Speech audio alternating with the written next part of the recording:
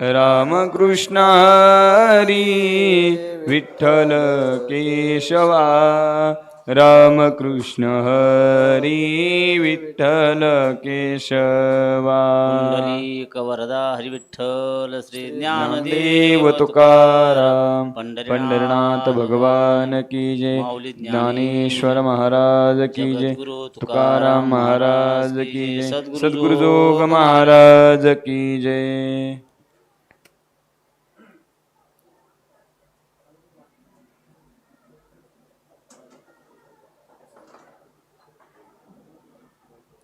नमो सद्गुरु तुकया ज्ञानदीपा नमो सद्गुरु सच्चिदानंद रूपा नमो सद्गुरु भक्त कल्याण मूर्ती नमो सद्गुरु भास्करा पूर्ण कीर्ती मनुष्याकृती राघवे ख्याती केली शिखरे सागरी तारियेली तुका स्वामी हा पूर्ण ब्रह्म प्रकाशे जळी रक्षिले निर्जीवा कागदासी महाराज हा जन्मला मृत्युलोकी दुजी उपमान आढळे इहलोकी भवसिंधुसे बांधिलासे तुझेने अनाथादिना कारणे तुकयाने तुका भासला मानवी वेशधारी परिहालिला विग्रही निर्विकारी स्वये श्री हरी व्यापकु सर्व जीवा तुका तोषितो हा परब्रह्म ठेवा जया पूजले आदरे पांडुरंगे विमानस्थ केले प्रयाण प्रसंगे तनु मानवी दिव्य रूपीच केली न त्यागी दिव्य लोकासी नेली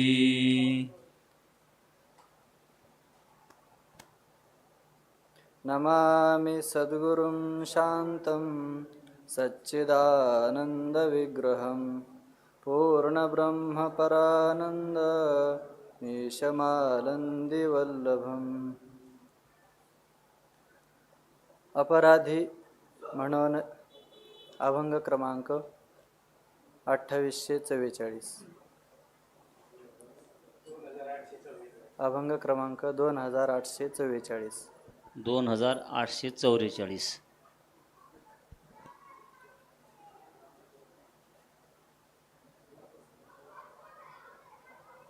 अपराधी म्हणून येतो काकुलती नाही तरी होती काय चाड येईल तारू तरी तारी जोजी देवा नाही तरी सेवा घ्यावा भार कासे आम्ही आता वंचू हे शरीर आहे बारगीर जाय जणे तुका म्हणे मन करुनी मोकळे आहे साळे ढाळे उदारते.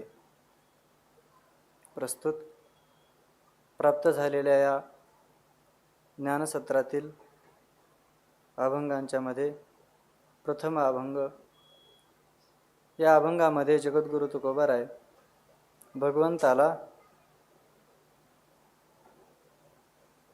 प्रार्थना करतात. वास्तविक ही प्रार्थना करत असताना जगद्गुरु तुकोबारायांचा सतत भगवंताशी प्रेमकलह चालत असतो. जसं हे कलीचं युग आहे. कली म्हणजेच कलह.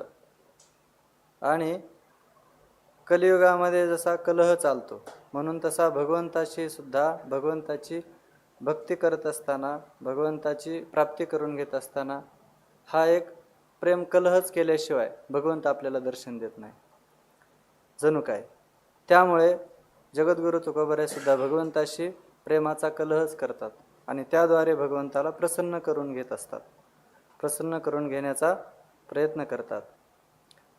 म्हणून तुकोबाराय या अभंगामध्ये म्हणतात की अपराधी म्हणून येतो काकुलती नाहीतरी का होती काय चाड देवा मी अपराधी आहे.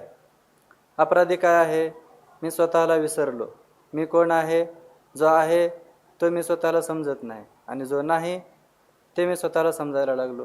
हा पंचभूतांचा हा देह, आणि या देहाला मी मी मी म्हणायला लागलो. म्हणून हा काय आहे माझा एक अपराध आहे, आणि तो अपराध झालेला आहे म्हणून मी तुला काकुलती येतोय की देवा मला यातून सोडव. मी हे नाही त्याला मी मी किंवा माझं म्हणत आहे, असा मी तुला काकुलती यायला लागलो. नाहीतरी काय चाड होती, नाहीतर काय मला इच्छा होती का, काय गरज आहे का की देवा मी तुम्हाला याच्यातून सोडव, या दुःखातून मला सोडव, संसार दुःखातून मला बाजूला कर, हे मला म्हणण्याची काय आवश्यकता आहे का? काही नाही. फक्त माझा एक अपराध झालेला आहे म्हणून तुला काकुलती येतो आहे, कीव करतो आहे तुझ्या पुढे. येईल तारू तरी तारी जोजी देवा. तुला जर या माझ्या काकुलतीला किंवा या माझ्या प्रार्थनेला अनुसरून जर माझा उद्धार करता येत असेल, मला या संसारातून तारता येत असेल, या देहभावातून पलीकडे देहभावाच्या आतीत मला नेता येत असेल, तर तू ने. मला तारता येत असेल तर तू माझं तारण कर, नाहीतरी सेवा घ्यावा भार. नाहीतर आमचं काय, आमचं जे चालायचं आहे, तुझं जे भजन आहे ते चालूच राहणार आहे, त्याच्यामध्ये काही खंड पडणार नाही. तू तारलं नाही तारलं तरी आमचं भजन सुटणार नाही. एवढा हा काय तुकोबारायांचा सेवेच्या विषयी भजनाविषयी निर्धार आहे.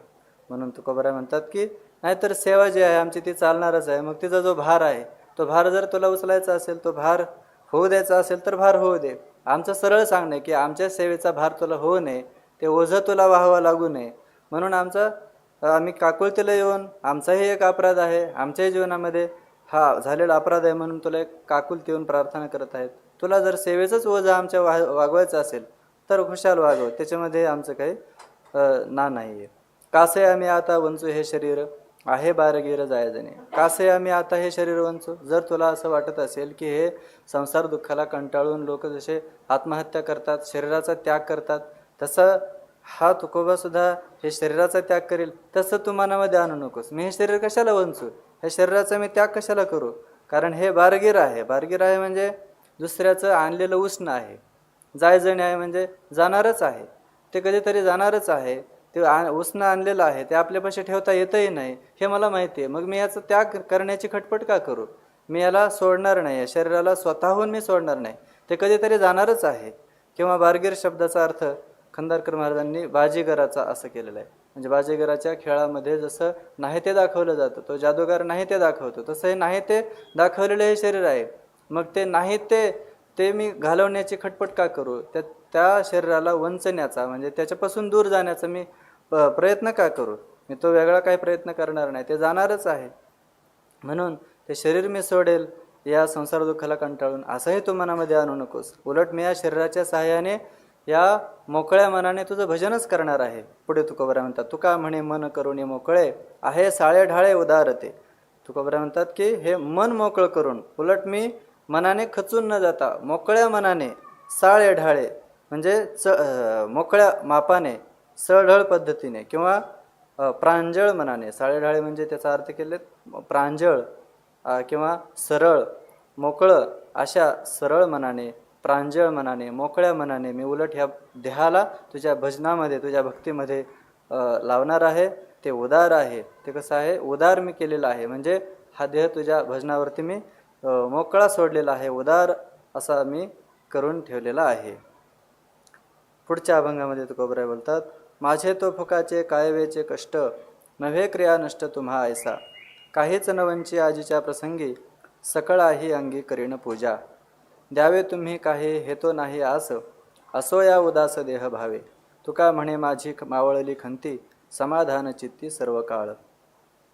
तुकोबाराय भगवंताला बोलतात की देवा, मीही भक्ती करत असताना तुला कदाचित असं वाटेल की तुकोबारायांचा वेळ खर्च होतो, त्यांचं खूप कष्ट होतात, म्हणून तुकोबाराय कदाचित हे भक्ती करायचं सोडून देतील, आपल्या मागची खटखट जाईल. काय तुकोबारायांचं हे सारखी कटकट आहे, पण तसं नाही देवा. माझं काहीच वेच होत नाही, माझं याच्यामध्ये काही खर्च होत नाही.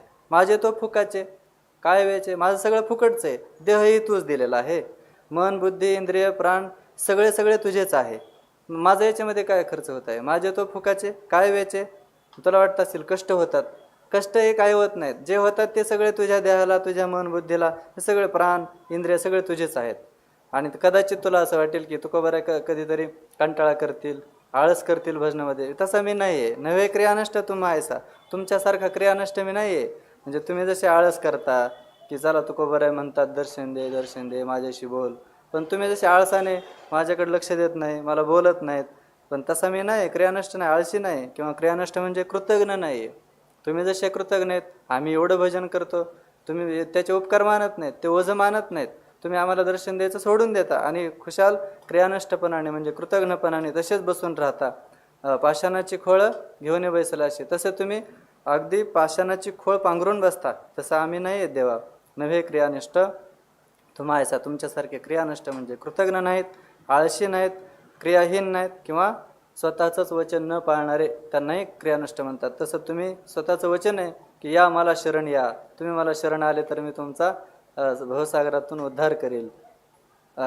गीतेच्या 18व्या अध्यायामध्ये म्हणतात भगवंत, सर्व धर्मान् परित्यज्य मामेकं शरणं व्रज अहं त्वा सर्व पापेभ्यो मोक्षयिष्यामि मा शुचः. असं तुम्ही वचन देता आणि वचन देऊन पुन्हा आम्हाला तीच मागणी करण्याची वेळ आणता की देवा आमचा उद्धार करा, आमचा उद्धार करा. हे अशा प्रकारचं क्रियानष्ट पण माझ्या ठिकाणी नाही आहे, तुमच्यासारखा मी क्रियानष्ट नाही आहे. म्हणून काहीच न वंचे आजीच्या प्रसंगी मी कशाचीही वंचना करणार नाही. माझं मन बुद्धी देहभाव सगळा त्या ठिकाणी जे सांगितलं की तू काय काय दे, मन बुद्धी देऊन या शरणरिग, तया अहम वाचा चित्त अंग देऊन या शरणरिग, त्यामधलं मी काहीही वंचणार नाही, सगळं तुला समर्पित करणार आहे. आजच्या या प्रसंगाला तू तसं काय मानू नकोस. काहीच न वंचे आजीच्या प्रसंगी सकळाही अंगी करीन पूजा, सर्व अंगाने तुझी पूजा करणार आहे. पूजा करणार आहे म्हणजे सगळ्यांना तुझ्या भजनामध्ये लावणार आहे. मनालाही तुझं चिंतन, बुद्धीलाही तुझाच निश्चय, इंद्रियांनाही तुझीच सेवा, प्राणांना सुद्धा तुझ्यासाठीच त्यांचे सुद्धा श्वासोच्छ्वास चालणार आहेत, तुझ्याच साठी या सर्व देह मन बुद्धी इंद्रिय सर्वांना मी तुझ्याच भक्तीसाठी लावणार आहे, तुझीच पूजा करणार आहे. द्यावे तुम्ही काही हे तो नाही असं.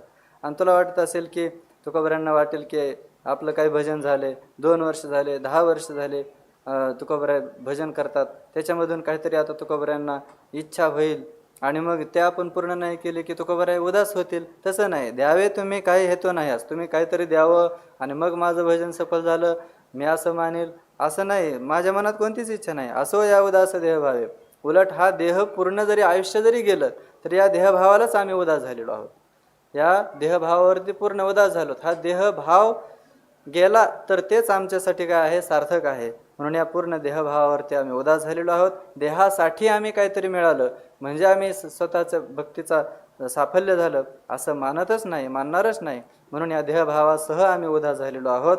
त्यामुळे आमच्या मनामध्ये दुसरी काहीही कुठलीही आस नाही आहे. तुका म्हणे माझी मावळली खंती समाधानाची ते सर्व काळ. तुकोबराय म्हणतात देवा माझी जी खंत होती काय की आता देव मला भेटत नाहीत किंवा मला दर्शन देत नाहीत आणि त्यामुळे तुकोबराय उदास होतील, हे मी सगळं सोडून दिलेलं आहे. तुला भेटायचं तर भेट, नाही भेटायचं तर नको भेटू, समाधानाची ती सर्व काळ. मी असं ठरवलंय की सर्व काळ समाधानी राहायचं आणि भगवंताचं भजन करायचं, भगवंताचं भजन सोडायचं नाही. त्याला भेटायचं असेल तर भेटेल, नाही भेटायचं तर नको भेटू, पण चित्ताने सदा समाधान सर्व काळ समाधानाने राहायचं आणि तुझं भजन करत राहायचं. त्याच्यामध्ये काही शरीराची मनाची बुद्धीची कशाचीही वंचना करायची नाही, सर्वांना समर्पित करून तुझं भजन करायचं असं मात्र मी निश्चित केलेलं आहे. स्वामीची या सत्ता आधीवर्मे येते हाता, पुढती विशेषता लाभे लाभ आगळा. करी कवतुकाचे बोल परी जिव्हाळ्याची ओल, आवडे रसाळ माय बापा लाडाचे. मन मिळविले मना नाही अभावी शहाणा, अंतरीच्या खुणावरी दिल्या उमटोनी. परिश्रमे काळा अवघ्या जागविल्या वेळा, देवासी निराळा तुका क्षण न सोडी. या अभंगामध्ये जगद्गुरु तुकोबाराय भगवंताला या साधनेमध्ये परमार्थ साधना करीत असताना माझ्या जीवनाची स्थिती कशी आहे किंवा परमार्थ पथ कसा असतो त्याबद्दल बोलतात. स्वामीची या सत्ता आधीवर्मे येते हाता. स्वामीची या सत्ता, स्वामीची सत्ता त्या स्वामींच्या सत्तेनेच म्हणजे आपले श्रीगुरू असतील किंवा इष्टदैवत असेल त्यांच्याच सत्तेने त्यांच्याच सामर्थ्याने आधी वर्मे हाता येते. जी वर्म असतात त्या साधनेतली ती वर्म आपल्या हाताला येतात. म्हणजे श्रीगुरूंनी कृपा केली तर आपण कर्माचे अधिकारी असो तर कर्म करता करता श्रीगुरू आपल्याला त्यांच्या कृपेने उपासनेचे अधिकारी करतात. उपासनेचा अधिकारी असेल तर उपासना करता करता श्रीगुरूंच्या मार्गदर्शनाने तो साधना करत असल्यामुळे त्या स्वामींच्या सत्तेने तो ज्ञानाचा अधिकारी होतो. जो ज्ञानाचा अधिकारी त्याला ज्ञान प्राप्त होतं. वैराग्यादी सगळी साधनचतुष्टय संपत्ती त्याला प्राप्त होते, ज्ञान प्राप्त होतं. आणि ज्ञानप्राप्तीनंतर त्याला पुढे जे काही भक्ती प्रेमसुख आहे ते त्याला प्राप्त होतं. असं पुढती विशेषता लाभे लाभ आगळा. पुढे त्याला काय होत असतात, आधी काही वर्म हाताला येतात आणि ते वर्म हाताला आली म्हणजे तो अधिकारी झाला की त्या अधिकाराने त्याला ते फळ प्राप्त होतं. पुन्हा पुढती विशेषता, पुढे पुढे काय आहेत, विशेष असे लाभे लाभ आगळा. अधिक लाभ त्याला, लाभाने लाभ त्याला, अधिक लाभ त्याला पुढे प्राप्त होत असतो. म्हणजे अशा पद्धतीने तुकोबाराय भगवंताच्या किंवा श्रीगुरूंच्या सत्तेचं, श्रीगुरूंच्या कृपेचं सामर्थ्य सांगतात. करे कवतुकाचे बोल परी जिव्हाळ्याची ओल, आवडे रसाळ मायबापा लाडायचे. तुकोबाराय म्हणतात की देवा, मी हे जे काय बोलतो हे कौतुकाचे बोल, मी कौतुकाने विनोदाने बोलतो, परंतु हे जे काय मी बोलत आहे त्याच्यामध्ये जिव्हाळ्याची ओल, त्याच्यामध्ये प्रेमाची आपुलकीची ओल आहे बरं का. म्हणजे मी जे बोलतो त्याच्यामध्ये कधी तुला काही परकेपणा किंवा त्याच्यामध्ये काही राग येईल असं काही वाटेल, पण तसं नाही. ही सगळी आपुलकीची, प्रेमाची, आपलेपणाची त्याच्यामध्ये ही ओल आहे. आपुलकीचा, आत्मीयतेचा हा ओलावा त्याच्यामध्ये भरलेला आहे. आवडे आणि काय आहे, मी तुला मायबाप मानतो. आणि मायबापाला कसं असतं, मायबापा लाडाचे, रसाळ, आवडे, लाडाचं बोलणं, रसाळ म्हणजे त्याच्यामध्ये रसभरित अशा प्रकारचे शब्द जर ते लेकरू बोलायला लागलं तर ते आवडत असतं. त्यामुळे मी असं बोलत आहे. आणि हे तुझ्या सत्तेनेच काय होणार आहे, हे पुढचे जे काही मार्ग आहेत, पुढचे साधना आणि साधनेचा जे फल आहे ते मला तुझ्याच कृपेने प्राप्त होणार आहे. आणि मी हे जे काही बोलत आहे हे सगळं का बोलत आहे, कारण हे तुला बोललेलं आवडतं. आणि मायबापाला हे असं रसाळ आणि जिव्हाळ्याचं आपल्या माणसाजवळ बोललेलं हे आवडत असतं. मन मिळविले मना नाही अभावी शहाणा, अंतरीच्या खुणा वरी दिल्या उमटवणी. मग देवा, मी हे जे काय बोलत आहे ना, हे का बोलत आहे, कारण माझं जे मन आहे, माझ्या मनामध्ये जे आहे ते मनामध्ये माझं मन तुझ्या मनामध्ये मिळवून दिलेलं आहे. मला माहिती आहे की तुला काय पाहिजे, की जे कोणी जीव आहे त्या जीवांनी आपल्यापर्यंत यावं, जीवांनी आपल्या स्वरूप स्थितीला प्राप्त व्हावं, हे तुझ्या मनामध्ये आहे. आणि मग मी हे जे काय बोलत आहे की पुढती विशेषता लाभे लाभ आगळा, हे अधिकार प्राप्त होतो श्रीगुरूंच्या किंवा इष्टदेवताच्या कृपेने, आणि मग ते फल प्राप्त होतं, त्याला पुढचे विशेष लाभ प्राप्त होतात. तर हे का बोलतोय, कारण तुझ्या मनामध्ये जे आहे ते मी ओळखलेलं आहे आणि तुझ्या मनाशी माझं मन मिळवून दिलेलं आहे. मन मिळविले मना नाही अभावी. आणि असं नाही की मनामध्ये वाणीमध्ये एक आहे आणि मनामध्ये तर काहीच भावना नाही, असं नाही. अभावी नाही आहे मी, अभावी नाही म्हणजे अभाविक नाही आहे. नाही अभावी शहाणा, आणि असा अभावी शहाणा नाही, भाविक शहाणा आहे. शहाणा असावा पण तो भाविक असावा. म्हणजे नुसता शहाणपणाने मी बोलत नाही, तर माझ्या बोलण्यामध्ये भाव आहे, श्रद्धा आहे, प्रेम आहे. अंतरीच्या खुणा वरी दिल्या उमटवणी, अंतःकरणामधले ज्या खुणा आहेत, जे माझ्या मनामध्ये आहे ते उमटवणी म्हणजे स्पष्ट करून मी तुला बोललेले आहेत.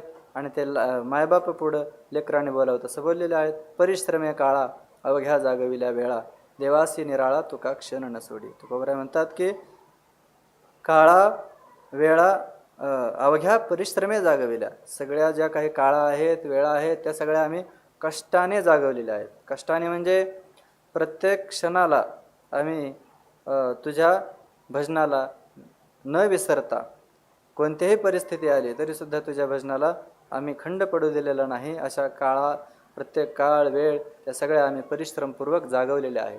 म्हणजे आम्ही जागे राहिलेलो आहोत. देवासी निराळा तुका क्षण न सोडी. हे देवा, आम्ही तुला म्हणजे देवाला क्षणभर सुद्धा निराळा सोडलेलं नाही, वेगळं सोडलेलं नाही. तुझी जी स्मृती आहे, तुझं जे स्मरण आहे ते सदैव चित्तामध्ये ठेवलेलं आहे.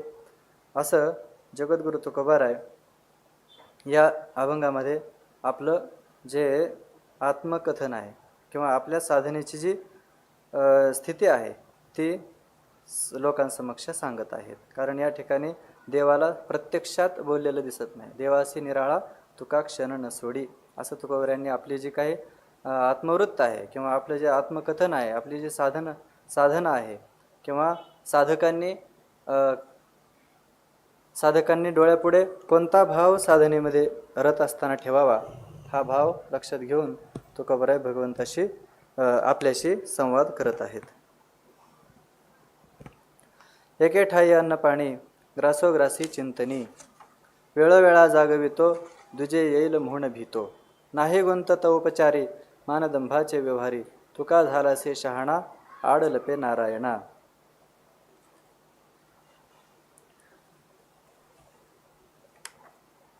जगद्गुरु तुकोबराय म्हणतात की हे भगवंता,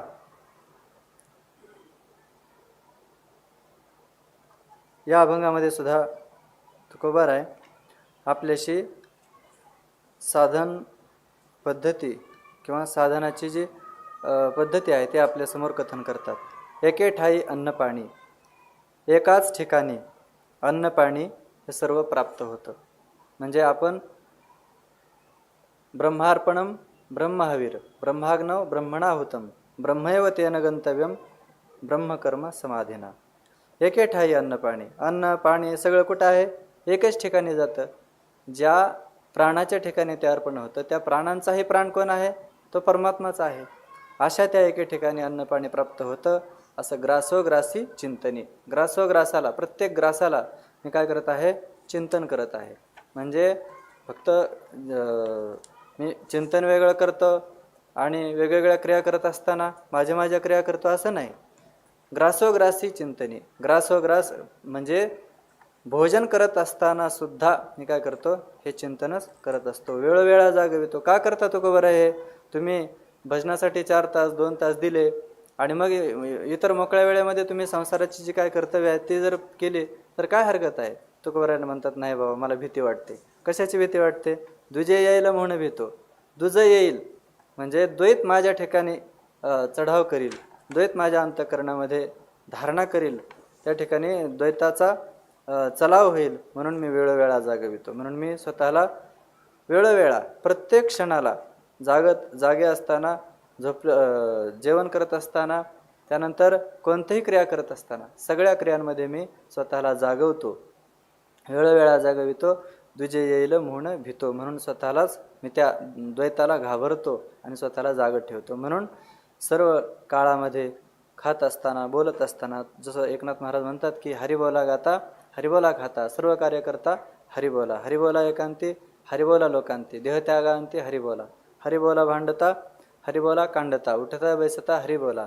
हरिबोला जनी हरिबोला विजनी, एका जनार्दनी हरिबोला. आणि पहिलं चरण हरिबोला देता हरिबोला घेता, सर्व कार्य करता हसता खेळता हरिबोला.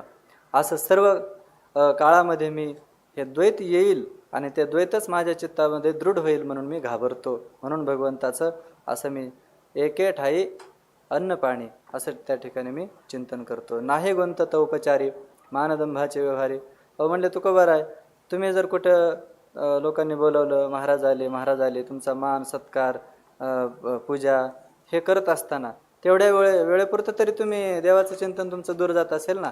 कारण जर कोणी बोलावलं, काही आदर सत्कार असेल, तुम्हाला किंवा लोक मानत असतील, सांगत असतील की हे एवढे पंडित आहेत, असे शास्त्री आहेत, असे मोठे महाराज आहेत, मग अशा वेळेला तुम्हाला तुमचं चित्त तर तेवढ्या वेळेपुरतं तरी तुम्हाला वाटत असेल ना की मी महाराज आहे, मी भगवंताचा भक्त आहे, मी विद्वान आहे, असं वाटत असेल ना. तुकोबराय म्हणतात आम्ही त्या भानगडीतच पडत नाही. नाही गुंतत उपचारी, ते जे काही लोकांचे उपचार आहेत, औपचारिक त्याने दिलेला मान सन्मान, ह्या मानदंभाचे व्यवहारी गुंतत नाही. हा जो मानदंभाचा जो औपचारिक भाग आहे ह्याच्यामध्ये आम्ही गुंततच नाही, त्या लोकांच्या संगतीमध्येच जात नाही.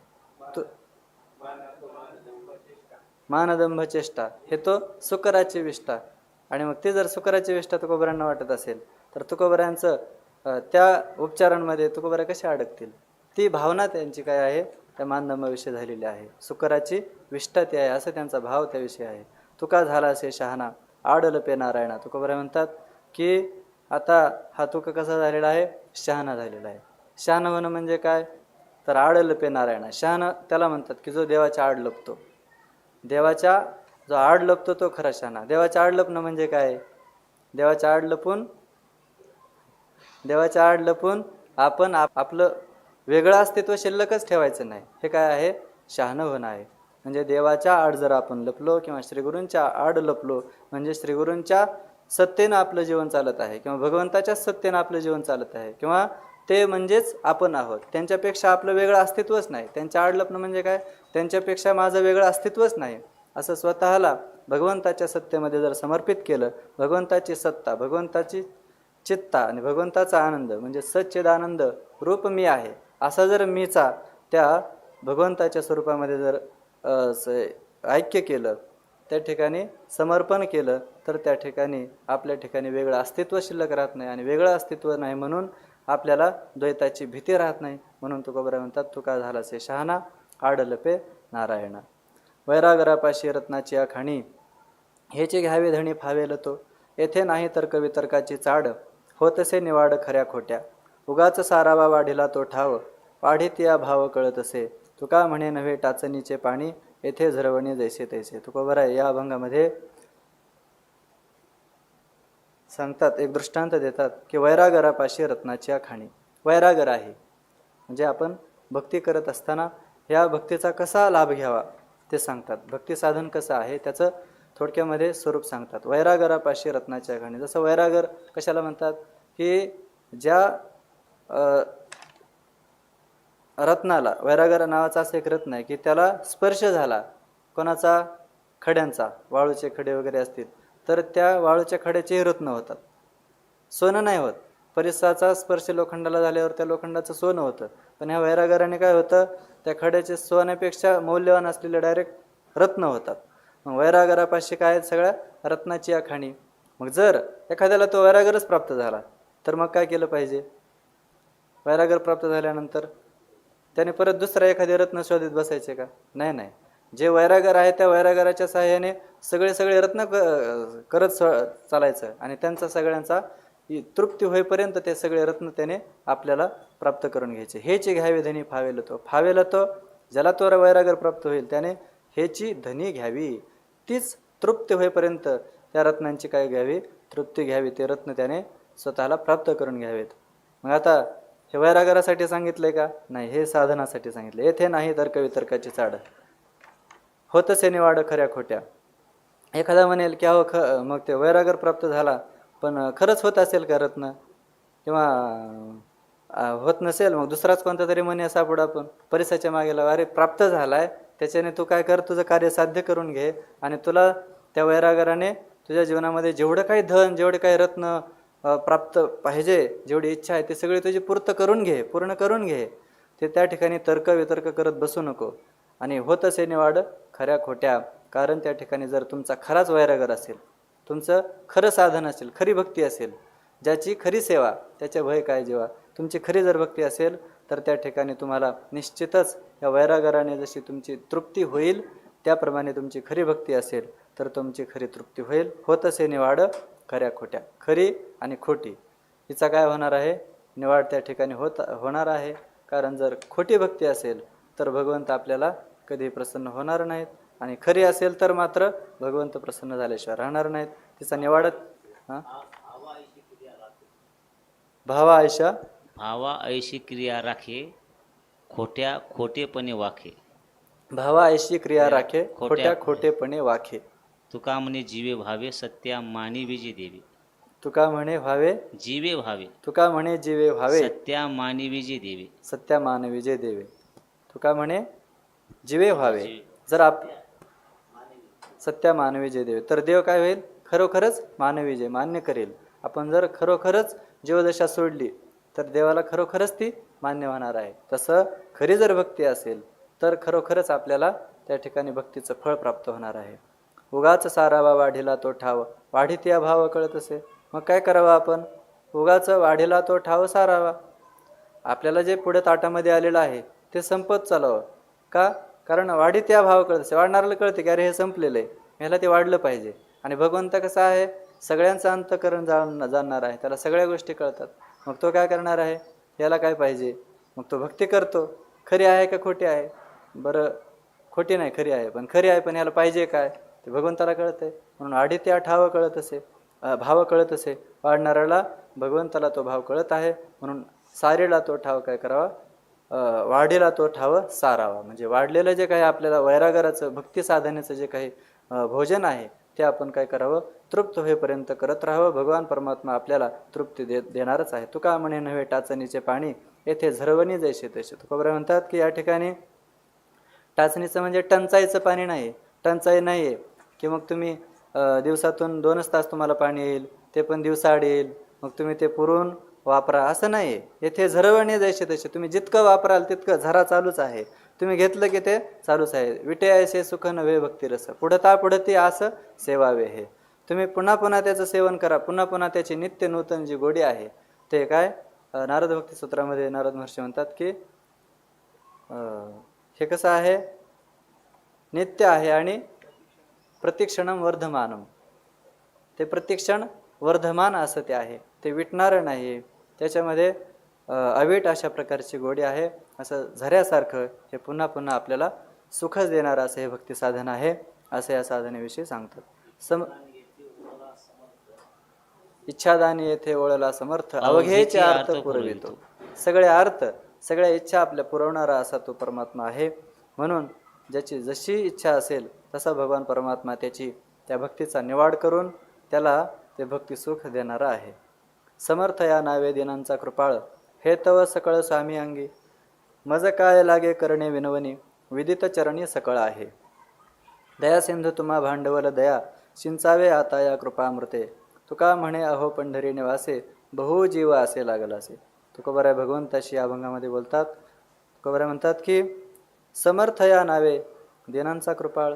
समर्थ हे जे तुझं नाव आहे ना देवा, हे समर्थ नाव म्हणजेच दिनांचा कृपाळ. जो दिनांची कृपा, दिनांच्यावरती दया करतो, त्यांचा सांभाळ करतो, त्यांच्यावरती कृपा करतो, असा जो असतो ना त्याला समर्थ असं म्हणतात. आणि हे तुकोबराय म्हणतात की समर्थ ह्या नावाने जे काही दिनांचा कृपाळ म्हटलं जातं, ही जी समर्थाची व्याख्या आहे, हे तव सकळ स्वामी अंगी, माझ्या स्वामींच्या अंगी म्हणजे भगवंताच्या अंगी हे सगळे आहे. तो दिनांचा कृपाळ आहे, दिनांचा रक्षपाळ आहे, तो दिनांचा दयाळ आहे. हे सगळे जे काही गुण आहेत, दिन म्हटलं की त्या दिनाच्या संबंधाने जेवढी काही कर्तव्य आहेत ते सगळे पार पाडण्याचे गुण जे आहेत ते सगळे माझ्या स्वामींच्या अंगी आहेत. हे तव सकळ स्वामी अंगी. आणि मग मज काय लागे करणे विनवणी, विदित चरणी सकळ आहे. मग मी दिन आहे देवा, माझ्यासाठी हे करा, मला तुम्ही दर्शन द्या, माझं तुम्ही चित्ताचं समाधान करा, मला हे संसाराचे जे काही दुःख आहेत, त्रिविध ताप आहेत, ह्या त्रिविध तापाने मी गांजलेलो आहे, त्यातून तुम्ही माझी सोडवण करा. हे मला म्हणावं लागणार आहे का? काही म्हणण्याची आवश्यकता नाही, कारण तो तर माझा स्वामी आहे आणि त्याच्या अंगी सगळे गुण आहेत. आणि मग मला काय विनवणी करण्याची आवश्यकता आहे का? नाही, कारण दिन दिसला की कृपा करणं हा त्याचा स्वभाव आहे, कारण तो समर्थ आहे. समर्थ नावाचीच ती व्याख्या आहे. मग कृपावंत किती दीन बहु आवडते. तो कृपावंत किती आहे तर त्याला दीन बहु आवडते. दीन जे लोक आहेत ना ते खूप आवडतात. आणि ते कृपावंतांची संख्या पण 1-2 आवडतात का, बहु कितीही असले आणि त्यांचे ते कितीही दिन असले तरी सुद्धा ते सगळे, आणि ते कितीही दिन असले तरी ते सगळे देवाला काय होतात, कितीही दिन असले तरी आवडतात. आणि असा तो कृपावंत आहे. कृपावंतामध्ये त्याच्या माप नाही, किती कृपा करतो त्याच्यामध्ये माप नाही. दीन बहु आवडती. आणि मग मला वेगळी विनंती करण्याची आवश्यकता आहे का? नाही. विदित चरणी सकळ आहे, त्याला तर सगळं ठाऊकच आहे मी कसा आहे, माझ्यावरती कृपा करायला पाहिजे, त्याला माहितीच आहे. दया सिंधू तुम्हा भांडवल दया, सिंचावे आता या कृपामृते. देवा दया सिंधू आहेत तुम्ही. दया सिंधू हे तुमचं काय आहे? दया सिंधू तुमचं नाव आहे. आणि एखाद्यावरती दया करण्याची वेळ आली तर ती दया हे तुमचं भांडवल आहे. दया सिंधू माणसाचं भांडवल काय? दया. प्रत्येकाचं भांडवल वेगवेगळं असतं. एखादा व्यापार करणार आहे, त्याचं व्यापाराचं भांडवल काय? धन. तुम्ही दया सिंधू आहात, मग तुमचं भांडवल काय? दया. दया करणं हेच तुमचं काय? दयासिंधूपणा टिकवण्याचं भांडवल आहे. तुमचा दयासिंधूपणा कधी टिकेल? जर तुम्ही दया करत राहिले तर. तसं तुम्ही दयासिंधू असल्यामुळे दया करणं हे तुमचं काय आहे? भांडवल आहे. आणि आता माझ्यावरती ती वेळ आलेली आहे, माझ्यावरती दया करण्याचा प्रसंग आहे, मी तुमच्या पुढे विनवणीही करत आहे की माझ्यावरती दया करा. आणि मग हे तुमचं भांडवलच असल्यामुळे आता तुम्ही काय करा? त्या दयेचा उपयोग करा, माझ्यावरती दया करा आणि सिंचावे आता या कृपामृते. या कृपारूपी अमृताचा माझ्यावरती शिडकाव करा, सिंचन करा, त्याचा तुम्ही वर्षाव करा आणि मला शीतळ शांत अशा प्रकारे करा. तुका म्हणे अहो पंढरी निवासे बहु जीव असे लागल असे. तुकोबरे म्हणतात की अहो पंढरी निवासे, हे पंढरीला निवास करणाऱ्या हे पांडुरंगा, तुम्ही माझा जो जीव आहे ना, असे बहु जीव लागल असे. तुमच्या आशेने, तुमच्या इच्छेने तुम्ही मला दर्शन द्याल, तुम्ही माझ्याशी 2 शब्द बोलाल, तुम्ही मला तुमच्या सगुण स्वरूपाचं सुख प्रदान कराल, या आशेने जीव लागल असे. जीव लागला आहे म्हणजे माझा जीव व्याकुळ झालेला आहे. तुम्ही मला लवकर काय करा, तुमच्या सगुण स्वरूपाचं हे भक्ती सुख जे आहे ते तुम्ही मला द्या. लेखिले कवित्व माझे सहज बोल, न लगेची ओल जिव्हाळ्याची, नयेची उत्तर काही परतोनी, झालो नारायणी न सरते. लाजिरवाणी का बदली हे वाचा, नव्हेचे ठाईचा मननशीळ. तुका म्हणे फळ नयेची सायासा, पंढरी निवासा काय झाले. तुकोबाराय भगवंताशी बोलतात. तुकोबारायांचं बोलणं जरी काही अभंगांमध्ये सगळं देवाशी नसेल तरी तुकोबारायांचं बोलणं कसं असतं, काही आपल्याशी काही देवाशी असं बोलतात. आता हा झालेला अभंग तसाच दिसतो. आता या अभंगामध्ये तुकोबाराय म्हणतात की लेखिले कवित्व माझे सहज बोल. भगवंताला म्हणतात की देवा, माझं जे कवित्व आहे ना, हे सहज बोल, म्हणजे सहज बोलतो मी. तू का तरी सहज बोले वाणी, आणि त्याच्या घरी वेदांत वाहे पाणी. मी सहज बोलतो, पण कवित्व लेखिले. लोक त्याला कवित्व म्हणायला लागले. तुकोबारायांचे अभंग, तुकोबारायांची गाथा, राघवे सागरात पाषाण तारिले, असं तुकोबाराय सगळे लोक म्हणू लागले. पण न लगेची ओल जिव्हाळ्याची. देवा, त्याच्यामध्ये जिव्हाळ्याची किंवा प्रेमाची, खूप भक्ती प्रेमाची अशी ओलावा त्याच्यामध्ये माझ्या या कवित्वामध्ये नाही आहे. माझे सहज बोल नाही. नयेची उत्तर काही परतोनी. कारण जर ते खरं असतं, जर त्या माझ्या शब्दांमध्ये खरंच प्रेमाचा ओलावा असता, भक्तीचं काहीतरी मर्म त्याच्यामध्ये दडलेलं असतं, तर मग तुम्हाला बोलला असतास. कारण मी ते अभंग, ते जे माझ्या मुखातून सहज शब्द येतात, ते लोक त्याला अभंग म्हणतात, कवित्व म्हणतात, ते जर खरंच एवढं महत्त्वाचं असतं तर तू माझ्याशी बोलला असतास. तुला मी त्या अभंगांच्याद्वारे, त्या सहज बोलण्याच्या माध्यमातून तुझी जी आळवण करत आहे त्याच्यातून तू मला काहीच बोलत नाहीस. याचा अर्थ ते लोक त्याला मोठं म्हणतात, पण नयेचे उत्तर काही परतोनी, झालो नारायणी न सरते. तुझ्या ठिकाणी हे मात्र सर्त झालेलं नाही, तुला मात्र हे मान्य झालेलं नाही. लाजिरवाणी का बदली हे वाचा. माझीच वाचा तिला का लाज वाटली नसेल की हे काहीतरी बोलत बसली. जे देवाला आवडतच नाही तेच माझ्या वाणीतून हे लोक त्याला अभंग म्हणतात, कवित्व म्हणतात, आणि ते माझ्या वाणीतून बाहेर पडत आहेत. हे लाजिरवाणी असलेली वाचा त्याला का बरं हे बोलली असेल, का हे बडबड तिने केली असेल. नव्हेचे ठाईचा मननशीळ. देवा, मी खरोखरच ठाईचा म्हणजे मुळातच माझ्या ठिकाणी बुद्धी नाही किंवा मनन करण्याची शक्ती माझ्या ठिकाणी नाही. मी काय बोलतो, देवाला आवडेल का. ह्याला खरंच हे अभंग म्हणून जगामध्ये किंवा लोकांमध्ये ज्याला मान्यता आहे, हे खरंच अभंगाच्या योग्यतेचे आहेत का, देवाला आवडेल का. हे मी थोडंसं मनन करायला पाहिजे होतं. पण मुळात मलाच ते कळत नाही. मनन कशाला म्हणतात, मनन कसं केलं पाहिजे हे मुळात मला कळत नसल्यामुळे, ठाईचा मुळातच मी मननशील नसल्यामुळे, ते माझी जी वाणी आहे ते काहीतरी बडबड करत बसली. तुकोबाराय म्हणतात, तुका म्हणे फळ नयेची सायासा, पंढरी निवासा काय झाले.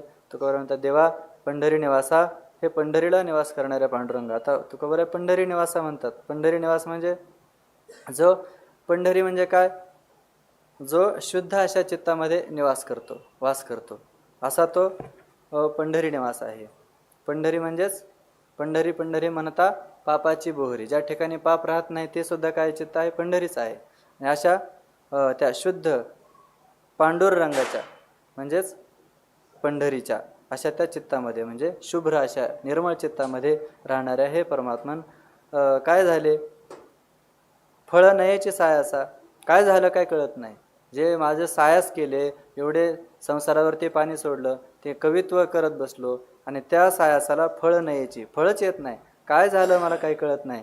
कारण माझे हे जे काही सहज बोल नाही ना, त्याला खरोखरच काही किंमत नाही. असं जगद्गुरु तुकोबाराय देवापुढे आपल्या कवित्वाविषयी बोलतात.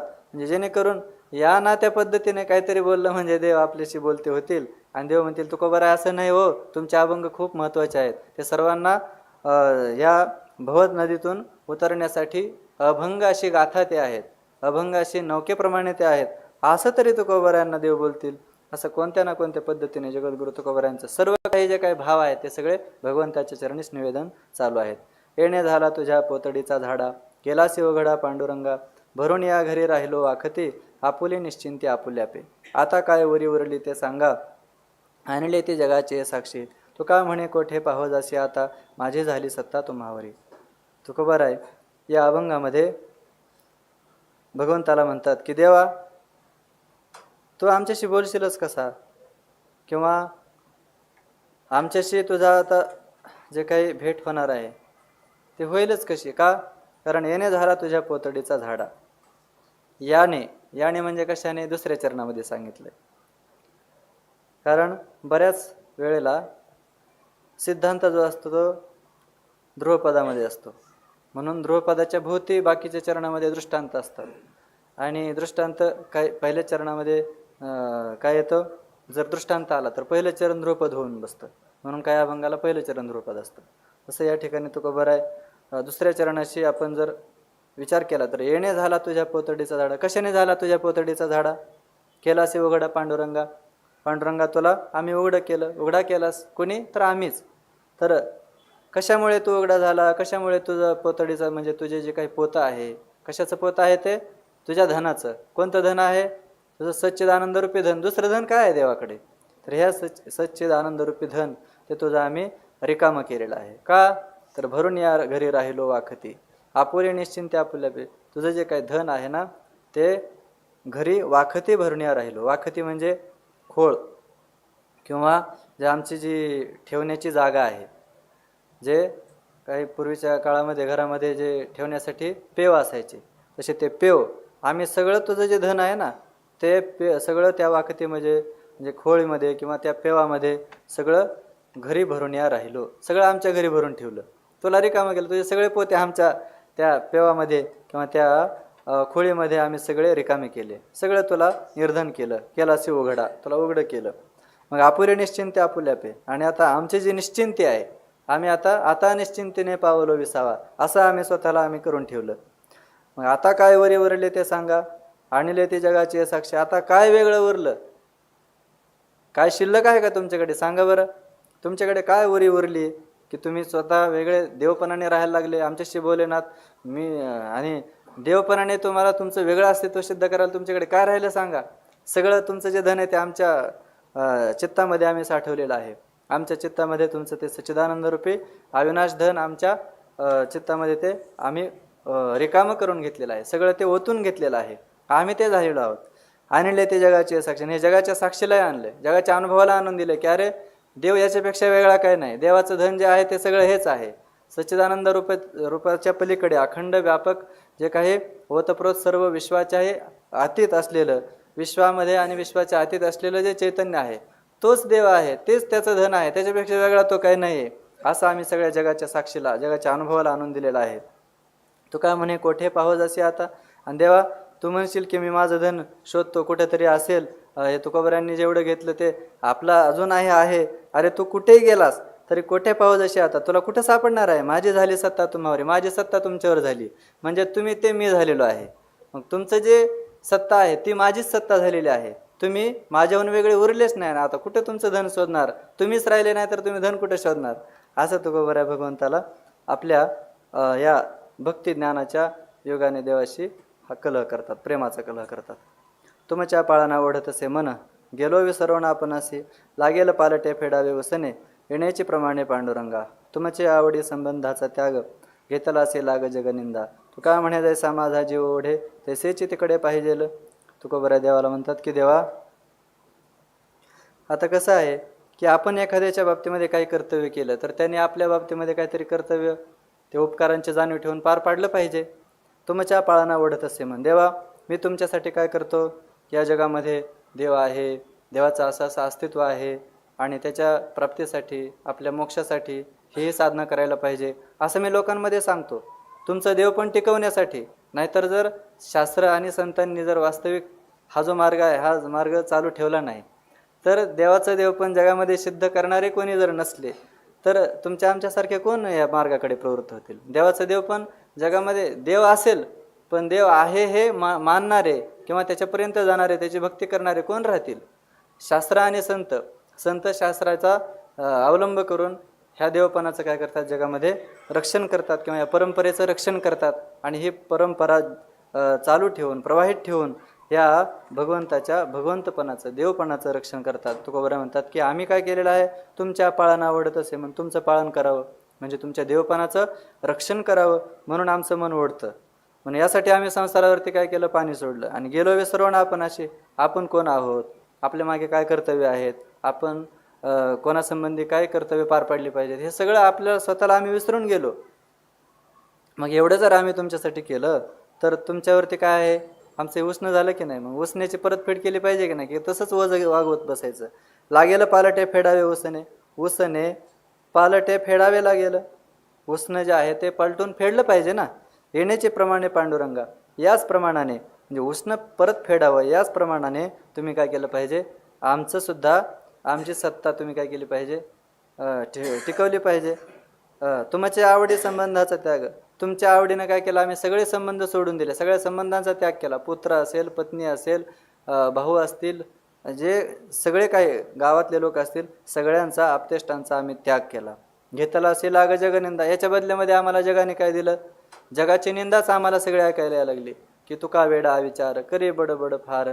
तुका बरायांना सगळे लोक नाव ठेवू लागले, की सगळ्या संसाराचा विस्फोट केला, सगळ्या संसारावरती पाणी सोडलं, काही प्रपंचामध्ये लक्ष नाही. आणि अगोदर बराच चांगलं दुकान चालवत होता, व्यापार करत होता, पण आता मात्र तो वेडा झाला. असे सगळ्या जगाची निंदा आम्ही ओढून घेतली. तुका म्हणे जैसा माझा जीव ओढे तसेच तिकडे पाहिजे. मग देवा, आम्ही तुझ्यासाठी हे सगळं करतो. मग जर तुझ्यासाठी एवढं सगळं करतो तर तसं तू सुद्धा आमच्यासाठी काय केलं पाहिजे की नाही. जसा माझा जीव तुझ्यासाठी ओढतो तसा तुझा सुद्धा काय झाला पाहिजे, माझ्याकडे जीव ओढला पाहिजे. मी तुझी सत्ता, तुझं सच्चिदानंद रूपत्व, तुझी जगामध्ये भगवत्ता टिकवण्यासाठी मी जसा प्रयत्न करतो तसं तू सुद्धा आमचं जे काही अस्तित्व आहे, आमचं अस्तित्व काहीतरी ठेव ना.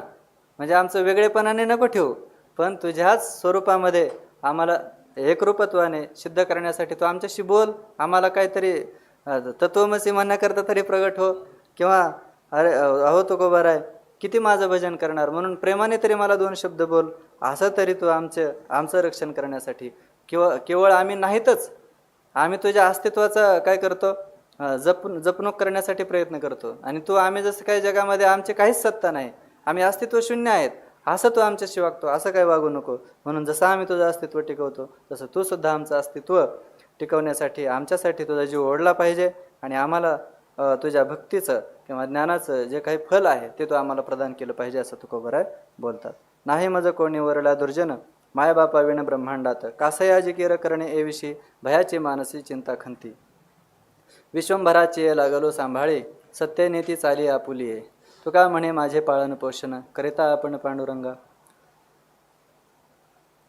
या अभंगामध्ये जगद्गुरु तुकोबाराय भगवंताच्या विषयी बोलतात, की भगवंत कसा आहे, माझं पाळनपोषण करणार आहे, त्यामुळे मला या जगतामध्ये कोणीही दुर्जन उरला नाही, असं अभंगामध्ये बोलतात. तुकोबाराय म्हणतात की मज कोणी दुर्जन उरला नाही, मला या ब्रह्मांडात कोणी दुर्जन उरला नाही, कोणी दुर्जन शिल्लक राहिलेला नाही. का?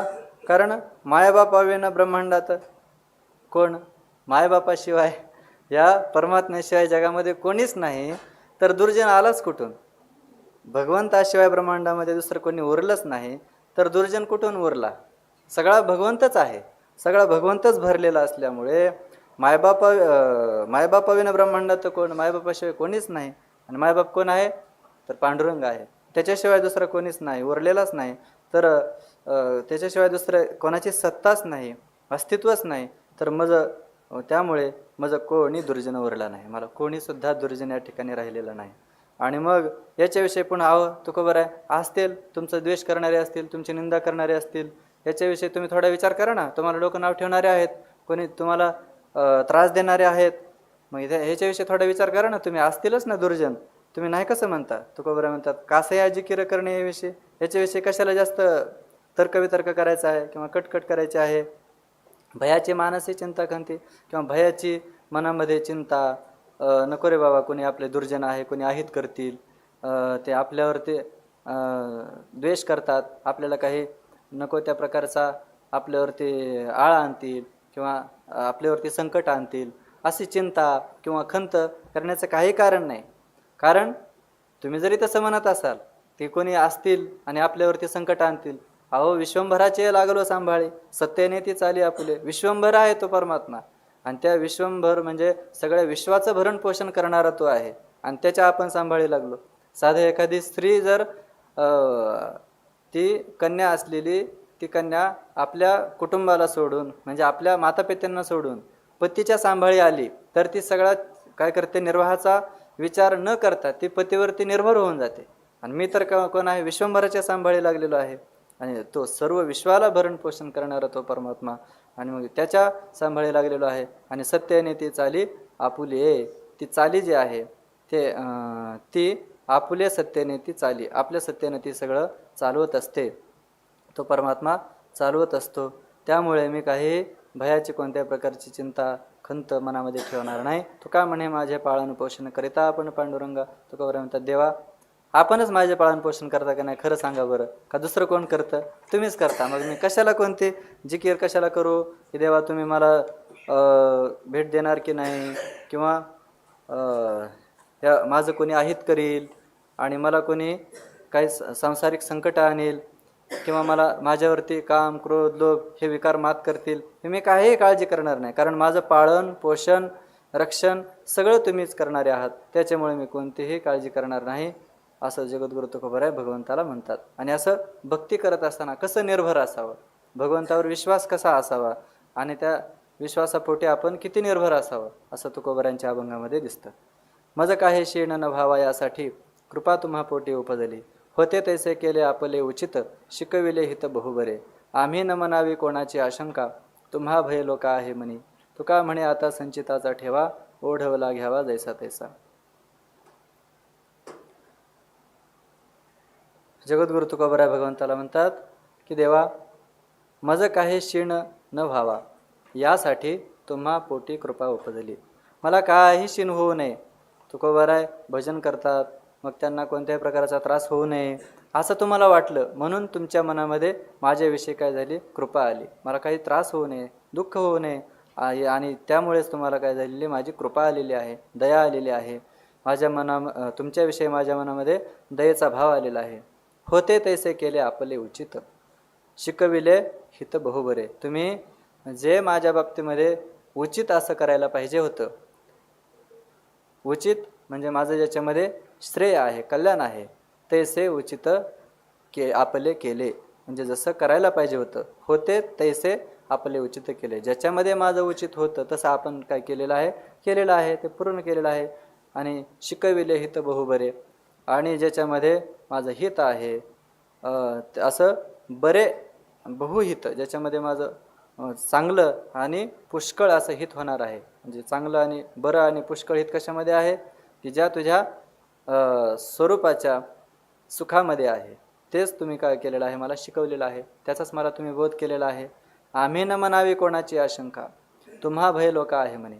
आता आम्ही तर मनामध्ये कोणती आशंका ठेवलेली नाही, की देवाने आपल्याला सगळं त्याच्याकडे जे काही आपल्या बाबतीमध्ये कर्तव्य ते त्याने पार पाडलेलं आहे. आपल्याला त्याच्याकडे त्याने शिल्लक काहीही ठेवलेलं नाही. त्याच्याकडे जेवढं काही आहे ते सगळं धन, म्हणजे जसं बापाचं धन मुलाला प्राप्त होतं, शिष्याला गुरूंचं जे धन म्हणजे कोणतं, इथं ज्ञानधन आहे, तर ज्ञानरूपी धन जे गुरु असतात ते शिष्याला पूर्णपणाने देत असतात. त्याप्रमाणे भगवंत सुद्धा भक्ताला काय करतात, काहीही न वंचता, काही शिल्लक न ठेवता सगळं आपल्या भक्ताला अर्पण म्हणजे देत असतात. त्याप्रमाणे तुकोबाराय म्हणतात, आमच्या मनामध्ये आता कोणती आशंका राहिली नाही, की देवाने आपल्याला हे ठेवलं, देवाने काहीतरी हात राखला, असं आमच्या मनामध्ये नाही. आम्ही न मनावी कोणाची आशंका, तुम्हा भय लोक आहे म्हणे. तुमच्या मनामध्ये भय आहे, जसं बाबा सांगत असतात की शेवटचा डाव पैलवान काय करतो, राखून ठेवतो, तसं तुकोबाराय म्हणतात, देवा तुम्हा लोका भय आहे म्हणे. कदाचित तुम्हाला भय वाटेल, पण आमच्या मनामध्ये मात्र आता कोणते भय राहिलेलं नाही, कारण तुमच्या मनामध्ये आमच्याविषयी दया आलेली आहे. आणि किंवा दुसरा भाव असा, तुम्हा भय लोक आहे म्हणे.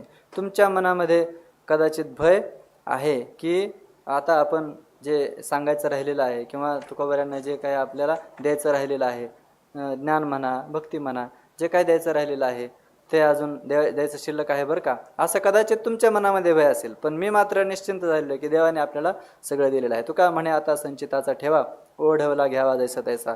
आणि मी यामध्ये राजी आहे काय, की ज्याचं जसं संचित असेल, ज्याने जसं साधन केलेलं असेल त्या साधनानुसार त्याला फळ मिळणार आहे. जसं कर्माचं फळ तसं तो देतो, तसाच तो ज्याने जशी भक्ती केली असेल त्या भक्तीचं फळ, त्या साधनाचं फळ तो देणार आहे. म्हणून तुका म्हणे आता संचिताचा ठेवा, ओढवला घ्यावा जैसा तैसा. जसं माझी भक्ती असेल, जसं माझं साधन असेल त्याप्रमाणे ते आपण घ्यावं, स्वीकारावं देवाने दिलेलं, असं मी त्यामध्येही मान्य झालेलो आहे. कोणाचे चिंतन करवायच्या काळे, पायांची या बळे कंठीत असे. पाहत असे वाट येगा विठ्ठला, मज काहा केला परदेश. बहुतांचे सत्य झालो का सवीस, जाया रात्रंदिवस वैर्यांचा. तुका म्हणे वैसे मनाची मुळी, तरीच ही जाळी उगवती. तुकोबाराय भगवंताला या अभंगामध्ये खूप असं अत्यंत व्याकुळ होऊन भगवंताला बोलतात. तुकोबाराय म्हणतात की कोणाचे चिंतन करवायच्या काळे, देवा माझ्यावरती अशी वेळ तू प्राप्त झालेली आहे आणि आता मी तुझ्याशिवाय दुसरं कोणाचं चिंतन करू. जीवनामध्ये सर्वात कठीण, सर्वात दुःखदायी असा प्रसंग प्राप्त झाल्यानंतर देवाशिवाय मनुष्य कोणाला आठवू शकतो. तुकोबाराय म्हणतात की तेव्हा अशा काळामध्ये कोणाचं चिंतन करू, कोणाला आठवू, कोणाला हाक मारू. पायांची आबळे कंठीत असे. अरे तुझ्या पायांच्या बळाने, तुझ्या पायांचं मी हृदयामध्ये स्मरण करतो, चित्ताने स्मरण करतो आणि तुझं मुखाने नाम उच्चारण करतो. आणि तुझ्या पायांच्या बळानेच हा माझा जो काही काळ आहे हा मी काळ कंठत आहे. कारण तुझ्याशिवाय मला हा जो काळ आहे, तुझ्याशिवाय काळ घालवणं म्हणजे अत्यंत कठीण होऊन गेलेला आहे. म्हणून तुझ्या पायांच्या बळावरती, तुझ्या पायाच्या विश्वासावरती, म्हणजे तू मला भेट देशील किंवा तुझं स्वरूप माझ्या पुढे प्रकट करशील, तुझं जे वास्तव स्वरूप आहे ते मला दाखवशील, त्याचा अनुभव आणून देशील, याच बळाने, याच एका विश्वासावरती मी माझं काळ हा कंठत आहे. पाहत असे वाट येगा विठ्ठला, माझं काहा केला परदेश. देवा हे विठ्ठला मी वाट पाहत आहे, ये गा, अरे ये ना, का तू मला एवढा उशीर केलेला आहेस, का मला भेट देत नाहीस. माझं काहा केला परदेश, हा जो देश आहे हा मला परदेश का केला. परदेश केला म्हणजे तू इथे आहेस, इथे असताना तू मला भेट देत नाहीस. नव्हे तू माझ्या स्वरूपाहून वेगळा नाही आहेस, तरीसुद्धा तू मी वेगळा आहे असं मला वेगळ्याच देहभावामध्येच ठेवतोस. म्हणजे काय केलं, मला परदेशामध्येच नेऊन टाकलंस, तू परदेशामध्येच ठेवलंस. म्हणजे मी जो आहे तो मी मला वाटत नाही. म्हणजे ह्या अज्ञानामध्ये तू मला का खितपत ठेवतोस. आणि असा अज्ञानामध्ये जो जीव आहे तो काय आहे, परदेशीच आहे. माऊलींचा अभंग आहे, पडिले दूरदेशी माझा आठवे मानसी, नको नको हा वियोग कष्ट होता ते जीवासी. हा वियोग असणं म्हणजे परमात्म्याहून आपण वेगळं असणं, ते भक्तीच्या दृष्टीने पहा किंवा ज्ञानाच्या दृष्टीने पहा. परमात्म्याहून वेगळं असणं हाच परदेश आहे, हाच दूरचा देश आहे. आणि असा परदेश म्हणजे हा नाही नसलेले जे काही इंद्रिय आहेत, मन आहे, बुद्धी आहे, देह आहे, या परमात्म्याच्या स्वरूपामध्ये ज्यांचं अस्तित्वच नाही असे जे आहेत त्यांच्यामध्ये मी स्वतःचं अस्तित्व मानायला लागलो. म्हणजेच कुठे आलो, परदेशामध्ये आलो. असा हा परदेश, देहाचा परदेश. आणि त्याच्यामध्ये मला हा का परदेश, माझं का हा केला परदेश, मला हा परदेश का करून ठेवलास, किंवा तुझ्या स्वरूपामध्ये माझं अस्तित्व असताना मला का तू परदेश केलेला आहेस. या ठिकाणी मला तुझ्या स्वरूपामध्ये किंवा स्वदेशामध्ये का घेऊन जात नाहीस. आपुला स्वदेश भुवनत्रयामध्ये वास, भुवनत्रयामध्ये वास करणं हा स्वदेश आहे. आणि मी भुवनत्रयामध्ये म्हणजे ब्रह्मरूपाने मी वास करत नाही, मी देहरूपाने वास करतो. म्हणजे काय आहे, मी परदेशी आहे. म्हणून मला हा परदेश का केला, मला देहभावावरती का ठेवलेला आहेस, आणि किंवा तू मला भेट का देत नाहीस, आणि तुझ्या भक्तीचं सुख मला का देत नाहीस. बहुतांचे सत्य झालो का सवीस, जाय रात्रंदिवस वैर्यांचा. बहुतांची सत्ता, अरे खूप जणांची सत्ता आहे. कोणाकोणाची सत्ता आहे. कागा सासुरवाशी मज केले भगवंता, आपुलिया सत्ता स्वाधीनता ते नाही. हा सासुरवास आहे. कोणाकोणाचा सासुरवास आहे, अज्ञानाचा आहे. पुन्हा काम, क्रोध, लोभ, मद, मत्सर, अहंकार यांचा आहे. पुन्हा इंद्रियांचा आहे. त्याच्यानंतर मनबुद्धी, चित्त, अहंकार यांचा आहे. पुन्हा प्राणांचा आहे. हे सगळे जे आहेत हे सगळे सासुरवास करायलाच बसलेत. शरीर आहे, सगळे आपल्याला काय लागतं ते सांगतात. इंद्रिय म्हणतात मला हे पाहिजे, बुद्धी म्हणते त्याचं चिंतन कर, मन म्हणतं मला ते आवडतं, इंद्रिय म्हणतात हे आवडतं, प्राण म्हणतात मला भूक लागली, तहान लागली, मरण नको, जन्म नको. हे काय आहेत, हे सगळ्यांची सत्ता. हे सगळे म्हणतात आम्हाला असं पाहिजे. या सगळ्यांच्या सत्तेने मी कासावीस झालो. यांच्या इच्छा पुरवता सगळे जन्मचे जन्म चालले. म्हणून देवा जाय रात्रंदिवस वैर्यांचा, मला हा रात्र आणि दिवस हे सगळे वैराचे वाटते. रात्रंदिवस मला माझ्या मनासारखं, म्हणजे मला जे तुझे दर्शनाची आस लागलेली आहे ते माझं काही कार्य सिद्धीला जात नाही. तुका म्हणे बैसे मनाची मुळे तरीच हे जाळे उगवते.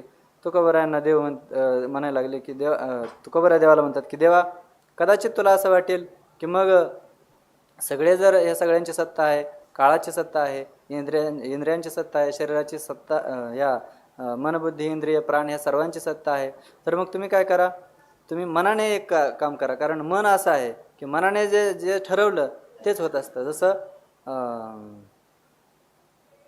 ज्ञानेश्वरीमध्ये ओवी आहे की या मनाचे एक निके जे देखील या गोडीच्या ठाया सोके म्हणून अनुभव सुखची कवती के दावीत जायचे. मग तुम्ही मनाला एक सवय लावली की काय करा, कोणती सवय लावली की देवाच्या चरणाकडेच मनाला सतत लावायचं किंवा देवाचंच चिंतन करायचं. असं जर तुम्हाला वाटेल की मी मनाने चिंतन करायला पाहिजे, तर तुकोबरा म्हणतात की ते सुद्धा काय कर, तू मनाच्या मुळाशी जाऊन बैस. म्हणजे त्यासाठी तू काय कर, माझ्या मनामध्ये येऊन बैस. कारण हे मन सुद्धा कसं झालेलं आहे, मन चंचळ चपळ जाता येता न लगे वेळ, हे यांच्याच मागे पळतं. इंद्रिय म्हणतील तसं मनही पळायला लागतं. त्यामुळे तू काय म्हणे बैसे मनाची मुळे तरीच ही जाळी उगवते. तू माझ्या मनाच्या मुळामध्ये, मनाचं मूळ काय आहे, मनाच्या मुळामध्ये म्हणजे मनाची जी बाहेर धाव आहे त्या मनाच्या अगदी अधिष्ठानाच्या जवळ, म्हणजे मनाची जी बहिर्मुख होण्याची जी स्थिती आहे तिच्या आधीच, म्हणजे मनाच्या अंतर्मुख अशा स्थितीमध्ये जर तू मनाच्या स्थितीमध्ये तू आलास तर ते मन काय होईल, अंतर्मुख होईल आणि तुलाच पाहिल. त्यामुळे तू मनाच्या बहिर्मुख वृत्तीमध्ये न बसता मनाच्या अंतर्मुख अशा वृत्तीमध्ये येऊन बैस. म्हणजे काय होईल, तरीच ही जाळी उगवते. तरच हे सगळे जे जाळे आहेत, हे मन बुद्धी शरीर हे सगळे जगत, हे सगळे जे जाळ आहे सगळं नाहीसं होईल, तू एकटा उरशील.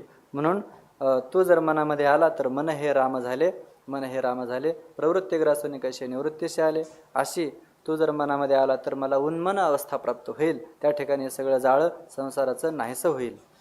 काजे तुम्ही ऐसे नव्हा कृपावंत, निवे माझे चित्त ठाईच्या ठाई, काही समनय विषमांतरा, शांतीचा तो बरा ऐसा योग, दुःखी होतो पंचभूतांच्या विकारे, जडत्व दातारे दाखविती, तुका म्हणे मोडा अहंकाराची मान, धरितो चरण म्हणवणी. तुकोबरा आहे या अभंगामध्ये भगवंताला बोलतात की देवा, मी एवढं बोलतो पण तुमच्या मनामध्ये कृपा कशी बरं येत नाही. काजी तुम्ही ऐसे नव्हा कृपावंत, तुम्ही असे कृपावंत का होत नाही. तुम्ही कृपावंत आहेत म्हणूनही घेता कृपावंत, पण कृपा तरी तुमची अशी कशी की पुढच्याला तुम्ही शांत करतच नाही, कृपा करता निमे अर्धी करता, अशी कृपा काय कामाची. काजी तुम्ही ऐसे नव्हा कृपावंत, तुम्ही असे कृपावंत का होत नाही. कसे की निवे माझे चित्त ठाईच्या ठाई, जो मी आहे आता तुमच्या पुढे कृपेची करुणा भाकत आहे, मग माझं चित्त ठाईच्या ठाई जागच्या जागी माझं चित्त शांत होईल आणि ते चित्त परमात्मा स्वरूपाच्या ठिकाणी स्थिर होईल, पुन्हा ते इकडे तिकडे भटकणार नाही. असं जी काही कृपा आहे ती अशी तुम्ही कृपा का करत नाही. माझे चित्त तुझे पायी राहे ऐसे करी काही, धरून या बाही भवा हा तारी दातारा, माझं चित्त तुमच्या चरणावरती स्थिर राहील. अशी तुम्ही कृपा का करत नाही. तुम्ही कृपा कराल पण कृपा कशी, जी काय नको ती लौकिक फळं आहेत, संसारातली फळं, ते जर तुम्ही देत असाल तर ती काय खरी कृपा नाही. म्हणून तुम्ही असे कृपावंत का होत नाही की जेणेकरून माझं चित्त जे आहे ते जागीच का होईल, निवेल म्हणजे शांत होईल. चित्ताचं आता ठाईच्या ठाई म्हणजे चित्ताचं ठिकाण कोणतं आहे. चित्ताचं ठिकाण, चित्त राहतं कुठे, त्या अधिष्ठानावरती राहतं. ते अधिष्ठान हे काय चित्ताचं ठिकाण आहे, म्हणजे चित्ताचा ठाव आहे. आणि त्या ठिकाणी तुम्ही माझं चित्त का स्थिर करत नाही, म्हणजे तुमच्या स्वरूपाच्या ठिकाणी माझं चित्त का स्थिर करत नाही, त्याला शांत का करत नाही. काही सम नये विषम अंतरा, शांतीचा तो बरा आहे योग. काही सम विषम अंतरा नये, माझ्या चित्तामध्ये सम विषम काहीही न येणं हा खरा शांतीचा योग आहे. अर्जुना समत्व चित्ताचे तेचे सार जाण योगाचे, जेथ मन आणि बुद्धीचे ऐक्य अथी. या ठिकाणी सम आणि विषम हे अंतरा नये, काही नये, म्हणजे आपल्या अंतःकरणामध्ये हे चांगलं आहे ते प्रतिकूल आहे, हे सम आहे म्हणजे हे अनुकूल आहे, ते विषम आहे म्हणजे ते प्रतिकूल आहे. अशा प्रकारचं काही चित्ताला न वाटणं हा खरा शांतीचा तो काय आहे, बरा योग आहे. शांतीचा तो बरा ऐसा योग हा खरा शांतीचा योग आहे. हे खरं समत्व आहे. आणि हा खरा योग आहे. आणि तो तुम्ही का बरं करून देत नाही? हा खरा जो योग आहे तो योग का प्राप्त करून देत नाही? आणि नुसते कृपावंत म्हणून तुम्ही त्या वरवरच्या कृपा तुम्ही करता, अशा प्रकारची तुम्ही कृपा का करत नाही? दुःखी होतो पंचभूतांच्या विकारे, जडत्व दातारे दाखविते. मी या पंचभूतांच्या विकाराने दुःखी होत आहे. हे पंचभूतांचे विकार, पंचमहाभूत ते अपंचीकृत होते, ते पंचीकृत झाले, पुन्हा त्यांच्या अपंचीकृत पंचमहाभूतांचं अंतकरण झालं, पंचीकृत पुन्हा राजस पंचीकृत पंचमहाभूतांचे पंचप्राण झाले, पुन्हा सत्वगुणाच्या सहाय्याने त्याच पंचीकृत पंचमहाभूतांनी ज्ञानेंद्रिय झाली. त्यानंतर रजोगुणाच्या सहाय्याने पंचीकृत महाभूतांपासून पंचीकृतच ना अपंचीकृत पंचमहाभूतांपासून त्या रजोगुणाच्या सहाय्याने कर्मेंद्रिय झाली. मग असं तुम्ही काय करता? या पंचमहाभूतांचे सगळे विकार आणि त्या पंचमहाभूतांच्या विकारांच्या ठिकाणी हा अहंकार जडला आणि मी मी मी म्हणायला लागला. मग असा तो पंचमहाभूतांच्या विकाराने मी दुःखी व्हायला लागलो. जे नाही त्या ठिकाणी मी मी म्हणून मी मिरवायला लागलो. आणि त्यांचे जे काही त्यांच्या ठिकाणी असलेले विकार आहेत, अस्ति आहे, जायते, वर्धते, विपरिणमते, अपक्षीयते, विनश्यते, हे सगळे विकार माझ्या ठिकाणी आहेत. षडूर्मी आहेत, त्या सगळ्या माझ्या आहेत. षडविकार आहेत, ते सगळे माझे आहेत. हे सगळे विकार, सुख दुःख, कर्तृत्व भक्तृत्व, हे सगळे यांचे, ह्या पंचमहाभूतांचे असलेले विकार, अंतकरण असेल, मनबुद्धी असेल, ह्यांचे सगळेचे धर्म आणि ते सगळे मी माझे म्हणायला लागलो. शरीराचे धर्म, मी जन्मणारा, मी मरणारा, सगळे मी म्हणायला लागलो. अरे देवा, ह्या पंचभूतांच्या विकाराने मी दुःखी होतो आहे. जडत्व दातारे दाखविते, ते सगळे जडत्व दाखवतात. जड म्हणजे काय? ज्याच्या ठिकाणी चैतन्य नाही, ते चैतन्यहीन आहेत. चैतन्यहीन असताना त्या ठिकाणी मी मग संगती लावत बसलो शास्त्राची. काय? त्या ठिकाणी अंतकरण आहे.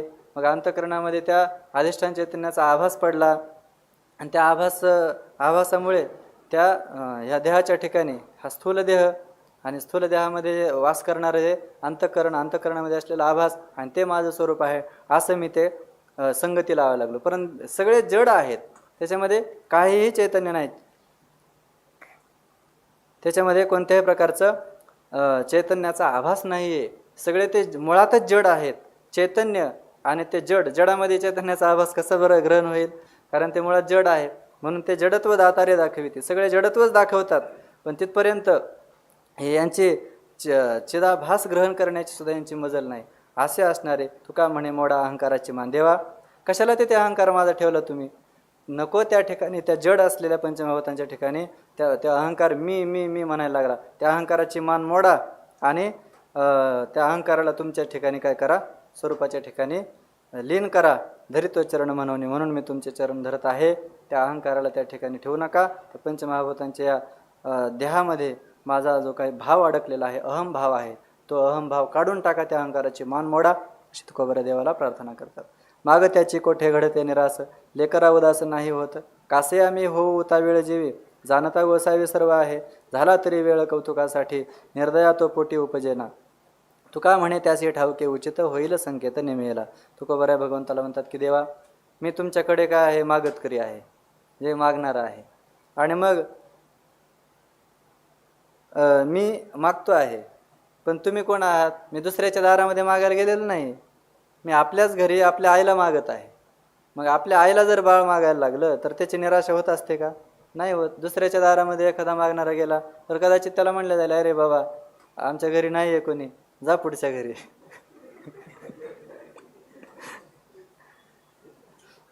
म्हणजे मधुकरीतलं सांगत नाही, कदाचित तुकोबराय म्हणतात की दुसऱ्या ठिकाणी जर आपण काही मागण्यासाठी गेलो तर त्या ठिकाणी निराशा होते, पण लेकर उदास नाही होत. लेकराचं त्या ठिकाणी आई लेकराला उदास कधी करत नाही. उत आस म्हणजे उद्गता आशा, उद्गत आसह नाम आशा इथे उदास. ज्याची आशा गेली म्हणजे आता त्याने आशाच सोडली, कारण आता आपल्याला इथे काही मिळत नाही, असं लेकराचं होत नाही. लेकरा उदास नाही होत. लेकराची आशा त्या ठिकाणी संपत नाही. कारण का संपत नाही? कारण त्याला ती आई देतेच. मागं त्याची कोठे घडते निराश, मागणाऱ्याची निराशा कुठे होत असते का? कुठे? आई पुढे. लेकराची आशा निराशा होत नाही, ते उदास होत नाही. तसं मी सुद्धा काय तुझं लेकरू आहे. कासे आम्ही हो उता वेळ जेवी, मी उगीच उता वेळ असा अंतःकरण करून मी कशाला उतावीळ होऊ? मी काय म्हणजे आता मला दिलंच पाहिजे, देवाने दिलंच पाहिजे असं मी उतावीळही होत नाही. जाणता गोसावी सर्व आहे, कारण तू गोसावी आहेस, स्वामी आहेस, सगळ्यांचे अंतःकरणातलं भाव जे आहेत ते सगळे जाणणारा तू आहेस. मग कशाला मी उतावीळ होऊ? तू मला जे पाहिजे तू देणारच आहेस. आईला म्हणजे आपल्या लेकराला काय पाहिजे ते आई ते देतच असते, म्हणून मी उतावीळपणा करणार नाही. तुला माहिती आहे तुम्हाला काय पाहिजे तू देणारच आहेस. तुझं जे स्वरूप आहे तेच फक्त मला तुला दाखवायचं आहे, किंवा तुझं जे भक्ती सुख आहे ते मला तुला द्यायचं आहे.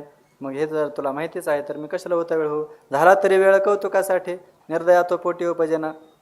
झाला जरी वेळ, जरी आईने समजा आपल्या लेकराला द्यायला काही वेळ केला तरीसुद्धा ते कौतुक पाहत असते.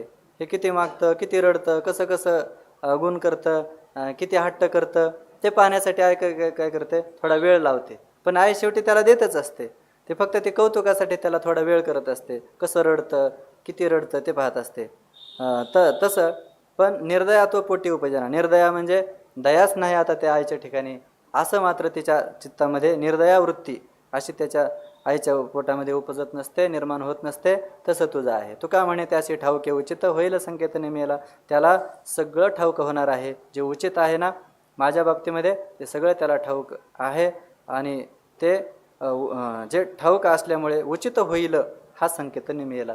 माझं जे काही उचित आहे, जे कल्याण आहे, माझं श्रेयस्कर जे आहे ते माझं होणार आहे, हा संकेत काय आहे, नेमून ठेवलेला आहे. ही जी चिन्ह, हे खूण आहे, हे जे चिन्ह आहे हे नेमून ठेवलेलं आहे. कोणामध्ये? आईच्या आणि लेकराच्या मध्ये. आणि तसं मी तुझं लेकरू आहे आणि तू माझी आई आहेस, त्यामुळे हे माझं उचित जे आहे ते वेळाने का होईना पण होणारच आहे. कोणातरी शताएका तरी जन्माच्या शेवटी कृपाळू पोटी येईल दया. तुला ती दया येणारच आहे असा मला निर्धार झालेला आहे. आरुषा वचने मातेची आवडी म्हणून तातडी घेत नाही. काय होईल माझे मांडिले कौतुक, आदराची भूक रडा रोवी. लपोन या करी चुकुर माऊली, नाही होत केली निष्ठा सांडी. तुका म्हणे करी पारखी वचने, भेवून ताने आळवावे. तुकोबराय म्हणतात की देवा, आरुषा वचने मातेची आवडी.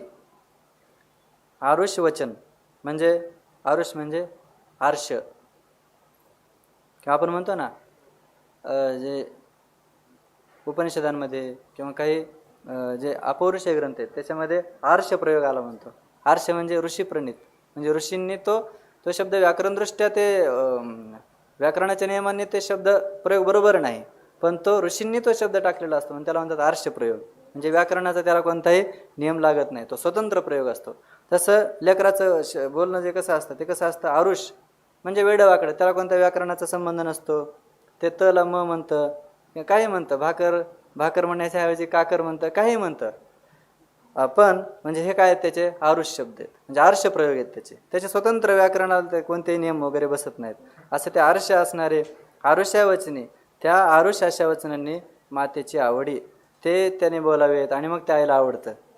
ते लेकरांनी वेडवाकडं बोबडं नात्री बालक बोबडा बोली का वाकडा विचुका पावली, ते चोज करून माऊली रिझेजेवी. आईला तेच आवडतं आणि तेच ते कौतुक करते. आणि लोकांना सांगताना असं म्हणत नाही की माझं लेकरू असं बोबडं बोलतं, त्याला बोलायलाच येत नाही, असं नाही म्हणत. ते एवढं ते कौतुकाने सांगते की त्याला पाणी म्हणता येत नाही, त्याला भाकर म्हणता येत नाही. मग ते जे काय बोलत असेल ते त्याला त्या आई काय करत असते, ते कौतुकाने सांगत असते लोकांमध्ये. तसं संतोषे माऊली आरुषा वचनी, ओरसोनिस्तनी लावी बाळा. उलट तिला पाहणा फुटतो.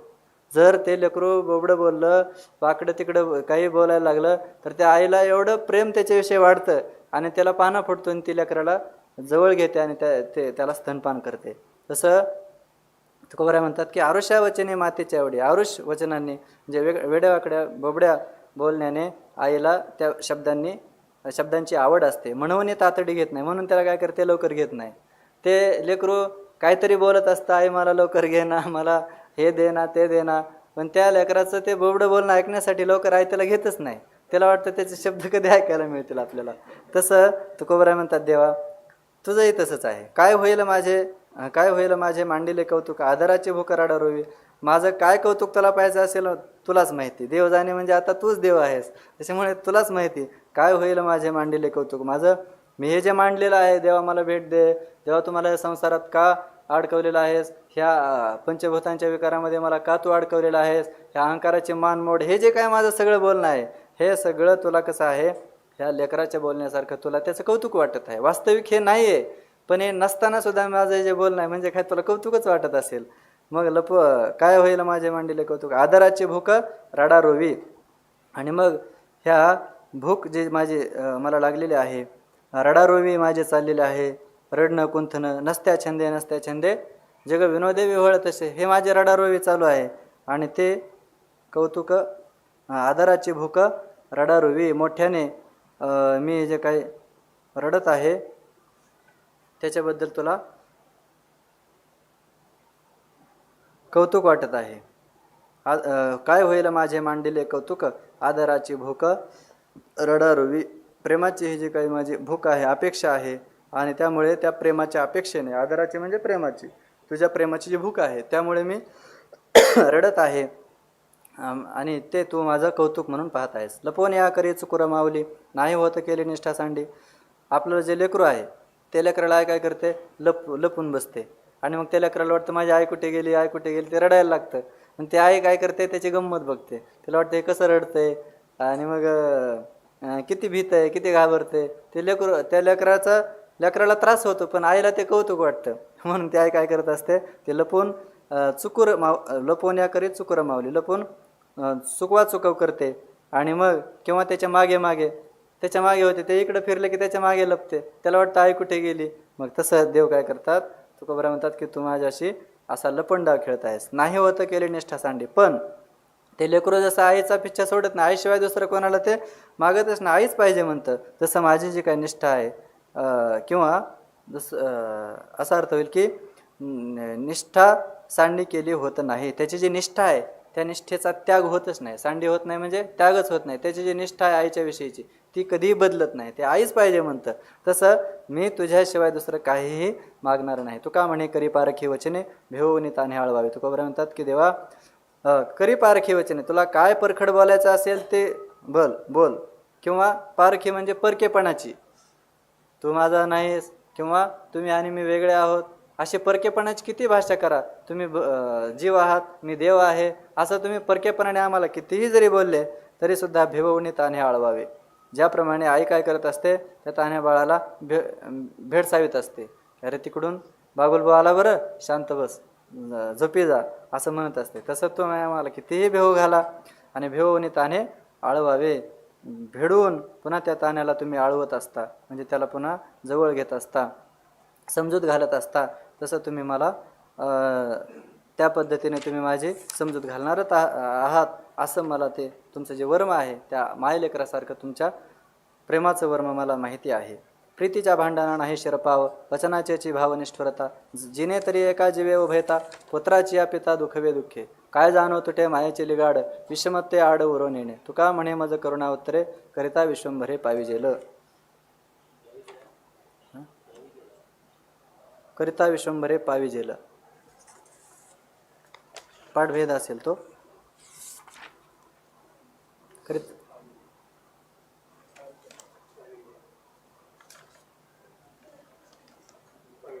दोन्ही ठिकाणी पाविजेल आहे. तुकोबरा या अभंगामध्ये भगवंताला म्हणतात की देवा, प्रीतीच्या भांडणा नाही शिरपाव, जे प्रेमाचं भांडण असतं ना, त्या प्रेमाच्या भांडणाला काही कारण नसतं. त्याला बुडूकही नसतं आणि शेंडाही नसतं, म्हणजे कारणही नसतं आणि कशासाठी झालं ते कार्यही नसतं, त्याच्या मागे काही प्रयोजनही नसतं. म्हणजे विनाकारण जे भांडण होतं ते असतं प्रीतीचं भांडण. प्रीतीच्या भांडणा नाही शिरपाव, वचनाची भावनिष्ठुरता, त्यांच्या बोलण्यामध्येच फक्त निष्ठुरता असते, पण त्याच्यामध्ये काय असतं ते प्रेमाचं भांडण असतं. जिने तरी एका जीवे उभयता, पुत्राची या पिता दुखवे दुःखे.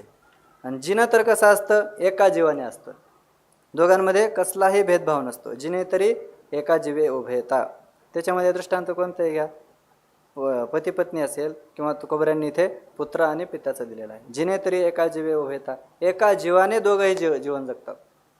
पण बोलण्यामध्ये त्यांचं काय होतं, फक्त ते भांडण होतं, त्याला काही कारण नसतं आणि बोलण्यामध्ये निष्ठुरता असते. जीवन कसं आहे, एका जीवाने जगतात. पुत्राची या पिता दुखवे दुःखे, पिता आहेत, पुत्राला किती बोलतात, किती निष्ठुरपणाने बोलतात, त्याला ताडणही करतात, पण त्यांचं जीवन असं असतं की याचं भलं झालं तर मला समाधान आहे. याच्या जीवनामध्ये याच्या जीवनामध्ये जर हा स्थिर झाला, याच्या जीवनामध्ये याचं व्यवस्थित सगळं चाललं तर त्या पिताला समाधान वाटतं, नाहीतर त्याला समाधान वाटत नाही. म्हणजे जिने तरी जिने तरी एका जीवे उभे येतात, दोघांचं जीवन एका जीवाने ते जीवन जगत असतात. आणि पुत्राचे पिता दुःखवे दुःखे, त्याचं जे दुःख आहे ते पित्याला दुःख होत असतं. काय जाणे तुटव मायाचे लिगाड, विषमते आडवरो नेणे. तसं देवाचा आणि भक्ताचा आहे. तुका बरं आहे, हा जो दृष्टांत आहे हा भगवंताची आहे. काय जाणे तुटव मायाचे लिगाड, मायाचं जे लिगाड आहे, काय तुटव जाणे, हे किती जरी आपण त्या मायाचं जे काय पडदा आहे तो तोडण्याचा प्रयत्न केला, मायेचा हा जो हे लचांड आहे, उपाधी आहे, हे तोडण्याचा प्रयत्न केला तरी ते काय तुटते का? तुटत नाही. विषमते आडवरून येणे, हा जो भेद आहे हा पुढे उरतच नाही. काय जाणे तुटो मायेचे लिगाड, विषमते आड उरून येणे. जो विषम आहे म्हणजे भेद आहे तो पुढे उरोच देत नाही. तुका म्हणे मज करुणा उत्तरे, करिता विश्वंभरे पाविजेल. तुका बरं म्हणतात की मला करुणा उत्तराने, मी जर ही करुणेची उत्तरं केली, देवापुढे करुणा भाकली, देवाला दयेची भाकणूक केली तर परमात्मा काय होतात? विश्वंभरे पाविजेल, ते मला प्राप्त होतील आणि माझं समाधान करतील असा मला काय भरोसा आहे. तो मायेचा पडदा काय तुटणार नाही. त्यामुळे परमात्मा माझ्यावरती कृपा करतील, मला दर्शन देतील. नको घालू झासा मना उपाधी वळसा, जे जे वाहावे संकल्प पुण्य तरी त्याचे पाप, उपजतो भेव होतो कासावेस जीव. तुका म्हणे पाहो होईल ते निवांत साहो. जगद्गुरु तुकोबरा या अभंगामध्ये बोलतात की देवा नको घालू झासा मना उपाधी वळसा, मला त्या झाशामध्ये म्हणजे या झंझटीमध्ये घालू नको घालू झासा मना उपाधी वळसा. या मनाला वळसा म्हणजे कशाचा वळसा? या उपाधीचा वळसा, या शरीराचा वळसा म्हणजे कोणता? जन्ममरणाचा वळसा, पुन्हा जन्मायचं पुन्हा मरायचं, हा जो फेरा आहे, या फेऱ्यामध्ये या वेड्यामध्ये मला तू घालू नकोस. नको घालू झासा मना उपाधी वळसा. माझ्या मनाला या फेऱ्यामध्ये, या उपाधीमध्ये तू अडकवू नकोस, या शरीरामध्ये तू अडकवू नकोस. जे जे वाहावे संकल्प पुण्य तरी त्याचे पाप. कारण जे जे संकल्प वाहावेत ते संकल्प, ते मन जे जे संकल्प करतं ते काय होत आहे? पुण्य तरी त्याचे पाप. जे जे पुण्य आहे ते सुद्धा काय आहे? पापच आहे. कारण पुण्यसुद्धा काय करतं? जन्मालाच घालतं, किंवा स्वर्गाला पाठवतं आणि नंतर जन्मालाच घालतं. म्हणून पुण्य तरी त्याची पाप, जे पुण्य आहे ते पापच आहे. उपजतो भेव होतो कासावीस जीव. म्हणून मला भीती वाटते देवा, आणि हा जो जीव आहे हा कासावीस होतो. पुण्य तरी कुठलं? पुण्य केलं तरी ते सुद्धा काय जन्मालाच घालतंय.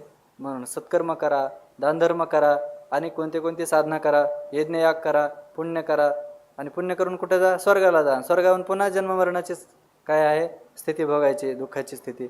मग ते पुण्य तरी सुद्धा काय सगळं पापच आहे. म्हणून ह्या मनाच्या उपाधीमध्ये किंवा त्या वळशामध्ये तुम्हाला घालू नकोस. उपजतो भेव होतो कासावीस जीव. तुका म्हणे पाहो होईल ते निवांत साहो. तुका बरं म्हणतात की आता माझं जे मन आहे ते जे जे काही संकल्प होतात त्या संकल्पामुळेच हे सगळे दुःख भोगावे लागतात.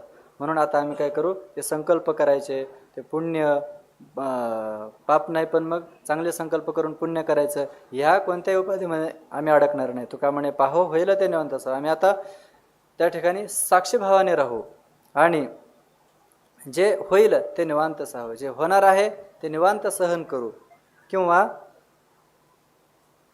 तू ज्याही आम्हाला स्थितीमध्ये ठेवणार आहेस त्या स्थितीमध्ये आम्ही जे काही होणार आहे ते निवांत सहन करू, पण आम्ही आता या मनाच्या उपाधीमध्ये अडकणार नाही. आणि तू ज्या स्थितीमध्ये आम्हाला ठेवणार आहेस त्या स्थितीमध्ये आम्ही निवांत ते सगळं सहन करू. बीजी फळाचा भरोसा जतन सिंचना सरिसा, चालविली या आशा काकुलती ते नाड. हातो गडसंधीचा ठाव पिके पिकविला भाव, संकोचोनी जीव दशा केली जतन. माते घाली धनावरी रांडा रोटा वरी, सुखाचे शेजारी दुःख भ्रमे भोगीत असे. तुका म्हणे दिशा भुली झाल्या उफराटी चाली, निवाड्याची बोली अनुभवे साक्षीसी. जगद्गुरु तुकोबाराय या अभंगामध्ये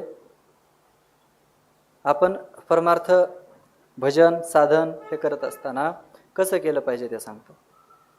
किंवा आपली स्थिती कशी झालेली आहे ते सांगतात. बीजी फळाचा भरोसा जतन सिंचना सरीसा.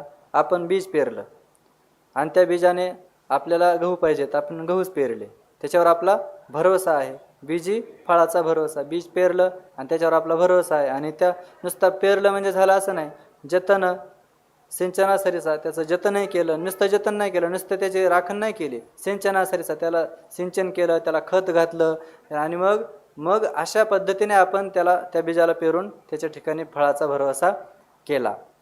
पण जर चालविली आशा काकुलती ते नाड, नुसता काय झाला काकुलतीला येतो, त्याला असं वाटतं की आता मला गहू भेटले पाहिजे, आता मला 2 दिवस झाले, 4 दिवस झाले, 5 दिवस झाले, 10 दिवस झाले, तरी अजून गहू कसे आले नाही, असं म्हणून त्याने जर काकुलती नुसती चालवली तर ते चालविली आशा जर त्याने त्याची चालवली तर ते काकुलती नाड, त्याला त्या ठिकाणी त्याची जी काकुलती आहे, आशा त्याने धारण केलेली आहे, ते नाड म्हणजे त्याला फसवणूक करणार आहे.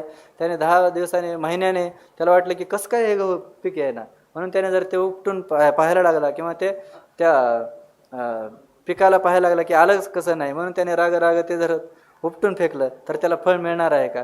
त्याची जी आशा आहे ते त्या ठिकाणी काही काम. ओखद देता खेव काय लाभे आपला ठाव. औषध घेतलं, डॉक्टरकडे याला खूप महागाची औषध आणली, म्हणलं आता औषध आणले तर आता मी लगेच बरा होणार, औषध पेलं की. औषध पेला आणि त्याला काही बरंच वाटेना, तर म्हणलं मी तर औषध घेतलं आणि कसं काय बरं झालं नाही. परत गेला डॉक्टरकडे, का हो तुम्ही डुप्लिकेट पदवी घेतली का, असे कसे डॉक्टर तुम्ही, मग परीक्षा वगैरे दिली का नाही, अभ्यास काय केला होता की नाही, तुमच्याकडून मी औषध घेतलं, एवढ्या मला महाग घेतलं आणि मला तर काय माझा आजार काय गेला नाही, ताप गेली नाही किंवा माझं कोणतंच जे काही दुखणं असेल ते काय गेलं नाही, असे कसे डॉक्टर तुम्ही. त्या डॉक्टरांनी सांगितलं, अरे बाबा ज्ञानेश्वरी वाचली का तू, ओखद घेता खेव काय लाभे आपला ठाव, ओखद घेता खेव आपला ठाव काय लाभे, म्हणजे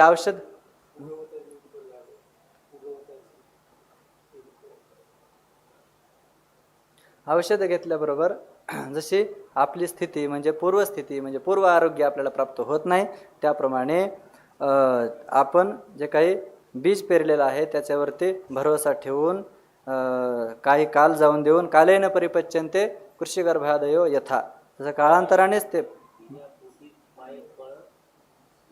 करिता सकळ बीजापोटी पाहे फळ विध न करिता सकळ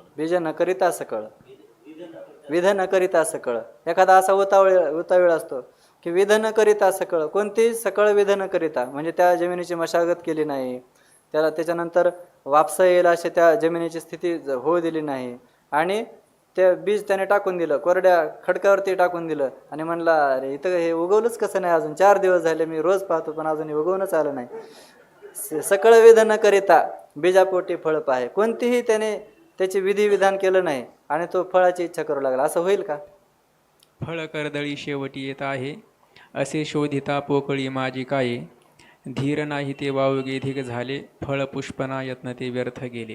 हो, तुम्ही जे म्हणले तेच.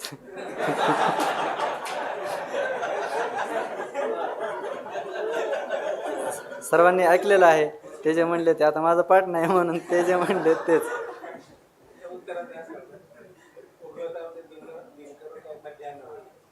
हा, नवगवता उगवताचे दिन करू काय मध्यान्ह होय. सूर्य उगवला आणि म्हणलं, असं म्हणतात की दिवस उगवल्यावर मावळत असतो, दिवस तर उगवला, मावळला कसा नाही अजून. काही वेळ थांबायला पाहिजे, 12 तास वाट बघायला पाहिजे आणि मग तो मावळणार आहे. तसं बीज पेरलं की त्याच्यावरती आपण भरवसा ठेवला पाहिजे, त्याची वेळ पाळली पाहिजे. तेवढ्या वेळानंतर गहू आहे 4 महिने त्याला लागतात, हे त्याचं जे काही शास्त्रामध्ये त्याचं विधान आहे ते आपण किंवा आपल्याला शास्त्र माहीत नाही, रूढीने लोक सांगतात की बाबा 4 महिने लागतात, तेवढा वेळ आपण वाट पाहिली पाहिजे, त्याचं जतन केलं पाहिजे, सिंचन केलं पाहिजे. त्याप्रमाणे आपण केवळ नुसती आशा लावली तर आपल्याला ते फळ प्राप्त होत नाही. तुका म्हणे येथे नचले तातडी प्राप्त काळ घडी आल्या विणा, हातो गडसंधीचा ठाव पिके पिकविला भाव. तुकोबराय म्हणतात की हा तर काय आहे, गडसंधीचा ठाव. गडसंधी म्हणजे अडचणीचा ठिकाण आहे. हे शरीर म्हणजे काय आहे, अडचणीचं ठिकाण आहे. या ठिकाणी काम क्रोध हे विकार सगळे चोर आहेत आणि हे जे आपलं जे पीक आहे ना, भक्तीचं पीक किंवा ज्ञानाचं पीक, हे पीक सगळे खाण्यासाठी बसलेले सगळे चोर आहेत, विकार आहेत. किंवा ह्या पिकावरती टपणारे हे सगळे पाखरं आहेत. संकोचोने जीवदशा केली जतन. आणि ह्या जीवाने काय केलेलं आहे, संकोचोने जीवदशा जतन केली, संकोचित झाला. हातोगड संधीचा ठाव, पिके पिकविला भाव. हा ठिकाणा कसा आहे, हे शरीर, या ठिकाणाहून आपल्याला जे पाहिजे ते प्राप्त करून घेता येतं. देवाची होईन म्हणती ते होती, तरिका चित्ते न धरावे, असं हे शरीर आहे. आणि मग हातोगड संधीचा ठाव, पिके पिकविला भाव. जे पीक आपण पिकवू, भाव पिकविला पिके, जो आपण भाव पिकवू तो भाव पिकतो. म्हणजे मी देह म्हणला तर तुम्ही देह म्हणून तुम्ही 84 लक्ष योनीमध्येच तुम्ही फिरत राहणार आहेत. जर तुम्ही कोणता भाव पिकवला, मी परमात्मा आहे, हा भाव जर तुम्ही पिकवला तर तुम्ही उद्धरून जाणार आहे. तुमचा जन्म मरण चक्र हे नाहीसं होणार आहे, त्या चक्रातून तुम्ही सुटणार आहेत. म्हणून पिकविला भाव पिके. पण या जीवाने काय केलं, संकोचोने, हा संकोचित झाला आणि मग या देहालाच मी माझं म्हणू लागला. संकोचोने जीवदशा जतन केली. जी दशा जतन करायला पाहिजे ती केलीच नाही, म्हणजे नको करायला पाहिजे ती जीवदशा त्याने काय केली, जतन केली. का जतन केली? कारण त्याने आशा लावली. आशा, ते जसं गहू पेरला की एखाद्याने ते लगेच कसं मिळेना म्हणून तो ते उकरून पाहायला लागला, तसं याने या जीवदशेला सोडून त्या व्यापक सुखाची अपेक्षा करण्यापेक्षा याने या क्षुद्र असलेले विषय सुख आहेत त्या विषय सुखांमध्ये सुख शोधायला लागला. आणि या क्षणिक सुखाची आशा धरल्यामुळे काय झाला, या जीवदशेचंच त्याने जतन केलं. आणि म्हणून त्याला जे व्यापक सुख आहे ते त्याला प्राप्त होईना. माती घाली धनावरी, रांडा रोटावरी वरी, सुखाचे शेजारी दुःख भ्रमे भोगीत असे. माती घाली धनावरी, रांडा, एखादी स्त्री आहे आणि ती स्त्री काय करते, धनावरी माती घाली. मग ती आपल्या पतीच्या निधनानंतर तिला माहीतच नाही की घरामध्ये काय आहे, धन पतीने पुरून ठेवलेलं आहे. त्याच्यावरती काय करते, माती, म्हणजे ते त्याला सारवत बसते, त्याला ते आतमध्ये पुरून ठेवलेलं माहीतच नाही. माती घाली धनावरी, रोटा वरी वरी, म्हणजे रोटी मागत बसते वरीवर, म्हणजे आपल्या पोट भरण्यासाठी काहीतरी मिळेल का हो, काय मिळेल का हो, तुम्ही आज उष्ण देता का, काही काम आहे का मला, किंवा मला तुम्ही व्याजाने काही पैसे देता का, अशी ती वरवर करत बसते. किंवा माती घाली धनावरी, दुसरा असा दृष्टांत घ्या, माती घाली धनावरी, रांडा रोटा वरी वरी. जो एखादा मनुष्य धनावरती माती घालतो, म्हणजे जसं माऊली म्हणतात की निदैवाच्या परिवरी लोह्या रुतल्या हाती सहस्रवरी, तेथ बैसोनी उपवास करी का दरिद्रे जे. दरिद्री मनुष्य, त्याच्या खाली भूमीमध्ये धन पुरलेला आहे आणि तो वरी बसून काय करतो, भीक मागतो. त्याप्रमाणे माती घाली धनावरी, धनावरती माती घालतो आणि रांडा रोटावरी आपल्या स्त्री मुलं यांच्यासाठी काय करतो, पोट भरण्यासाठी भीक मागतो. सुखाचे शेजारी दुःख भ्रमे भोगीत असे. सुखाच्या शेजारी म्हणजे शेजेवरती, सुखाच्या शेयेवरती हा भ्रमाने दुःख भोगत आहे. म्हणजे तिथं धन आहे पण तो काय करतो आहे, धनासाठी भीक मागतो आहे. तसं हा स्वतः आत्मधन रूप आहे. आत्मसुख जे आहे ते वेगळं नाही, त्याला कुठं मागायचं नाही, आणायचं नाही. ह्या आत्मसुखाच्या शेयेवरती हा असलेलं जे काही देहादी प्रपंच यांच्या ठिकाणी याने अहंकार धारण केला आणि मला सुख होईल असं काहीतरी द्या, मी सुखी होईल, मला हे मिळालं ते मिळालं म्हणजे मला बरं वाटेल, असं तो या विषयांच्या दारामध्ये दुःख भ्रमे भोगीत असे, भ्रमाने दुःख भोगत आहे. आणि आत्मधनावरती त्याने काय केलेलं आहे, माती पसरवलेली आहे. म्हणजे आत्मधन हे त्याला दिसत नाही, त्याने झाकून टाकलेलं आहे. मी कोण आहे हे तो ओळखत नाही, असं अज्ञानाने ते सगळं अज्ञानाचं पांघरून त्याच्यावरती तसंच त्याने ठेवलं. आणि मी कोण आहे न ओळखता मी जो नाही त्या देहाला मी म्हणून तो जीवन दुःखाने व्यतीत करत आहे. तुका म्हणे दिशाभुली झाल्या फराटी चाली, निवाड्याची बोली अनुभवे साक्षीची. तुकोबरा म्हणतात की दिशाभुली झाल्या, चाली फराटी. दिशाभूल जर झाली तर काय होत असतं, उरफाटी चाल पडत असते. एखाद्याला दिशाभूल झाली त्याला असं वाटतं की ही काय पश्चिम दिशा आहे म्हणून तो याच दिशेने चालत राहतो. त्याला विचारलं इकडे कुठे चालले, तुमचं गाव तर इकडे ना. तो म्हणतो नाही, पश्चिम दिशा हे ना, आळंदीला आल्यावर पश्चिमेला हीच दिशा जाते ना, आमचं गाव तर इकडेच आहे. मग त्याला सांगावं लागतं की अरे बाबा तुला दिशाभूल झाली, तू या दिशेने चालत जा, ही दिशा पूर्व आहे. तसं दिशाभूल झाल्यानंतर जशी उफराटी चाल चालत असतो मनुष्य, त्याप्रमाणे निवाड्याची बोली अनुभवे साक्षीसी. तुकोबरा म्हणतात की निवाड्याची जी बोल आहे, हे निर्णयात्मक जे बोल आहेत, हे मी अनुभवाने साक्षीसह पुराव्यासह शास्त्राची साक्ष आहे आणि माझा अनुभव आहे.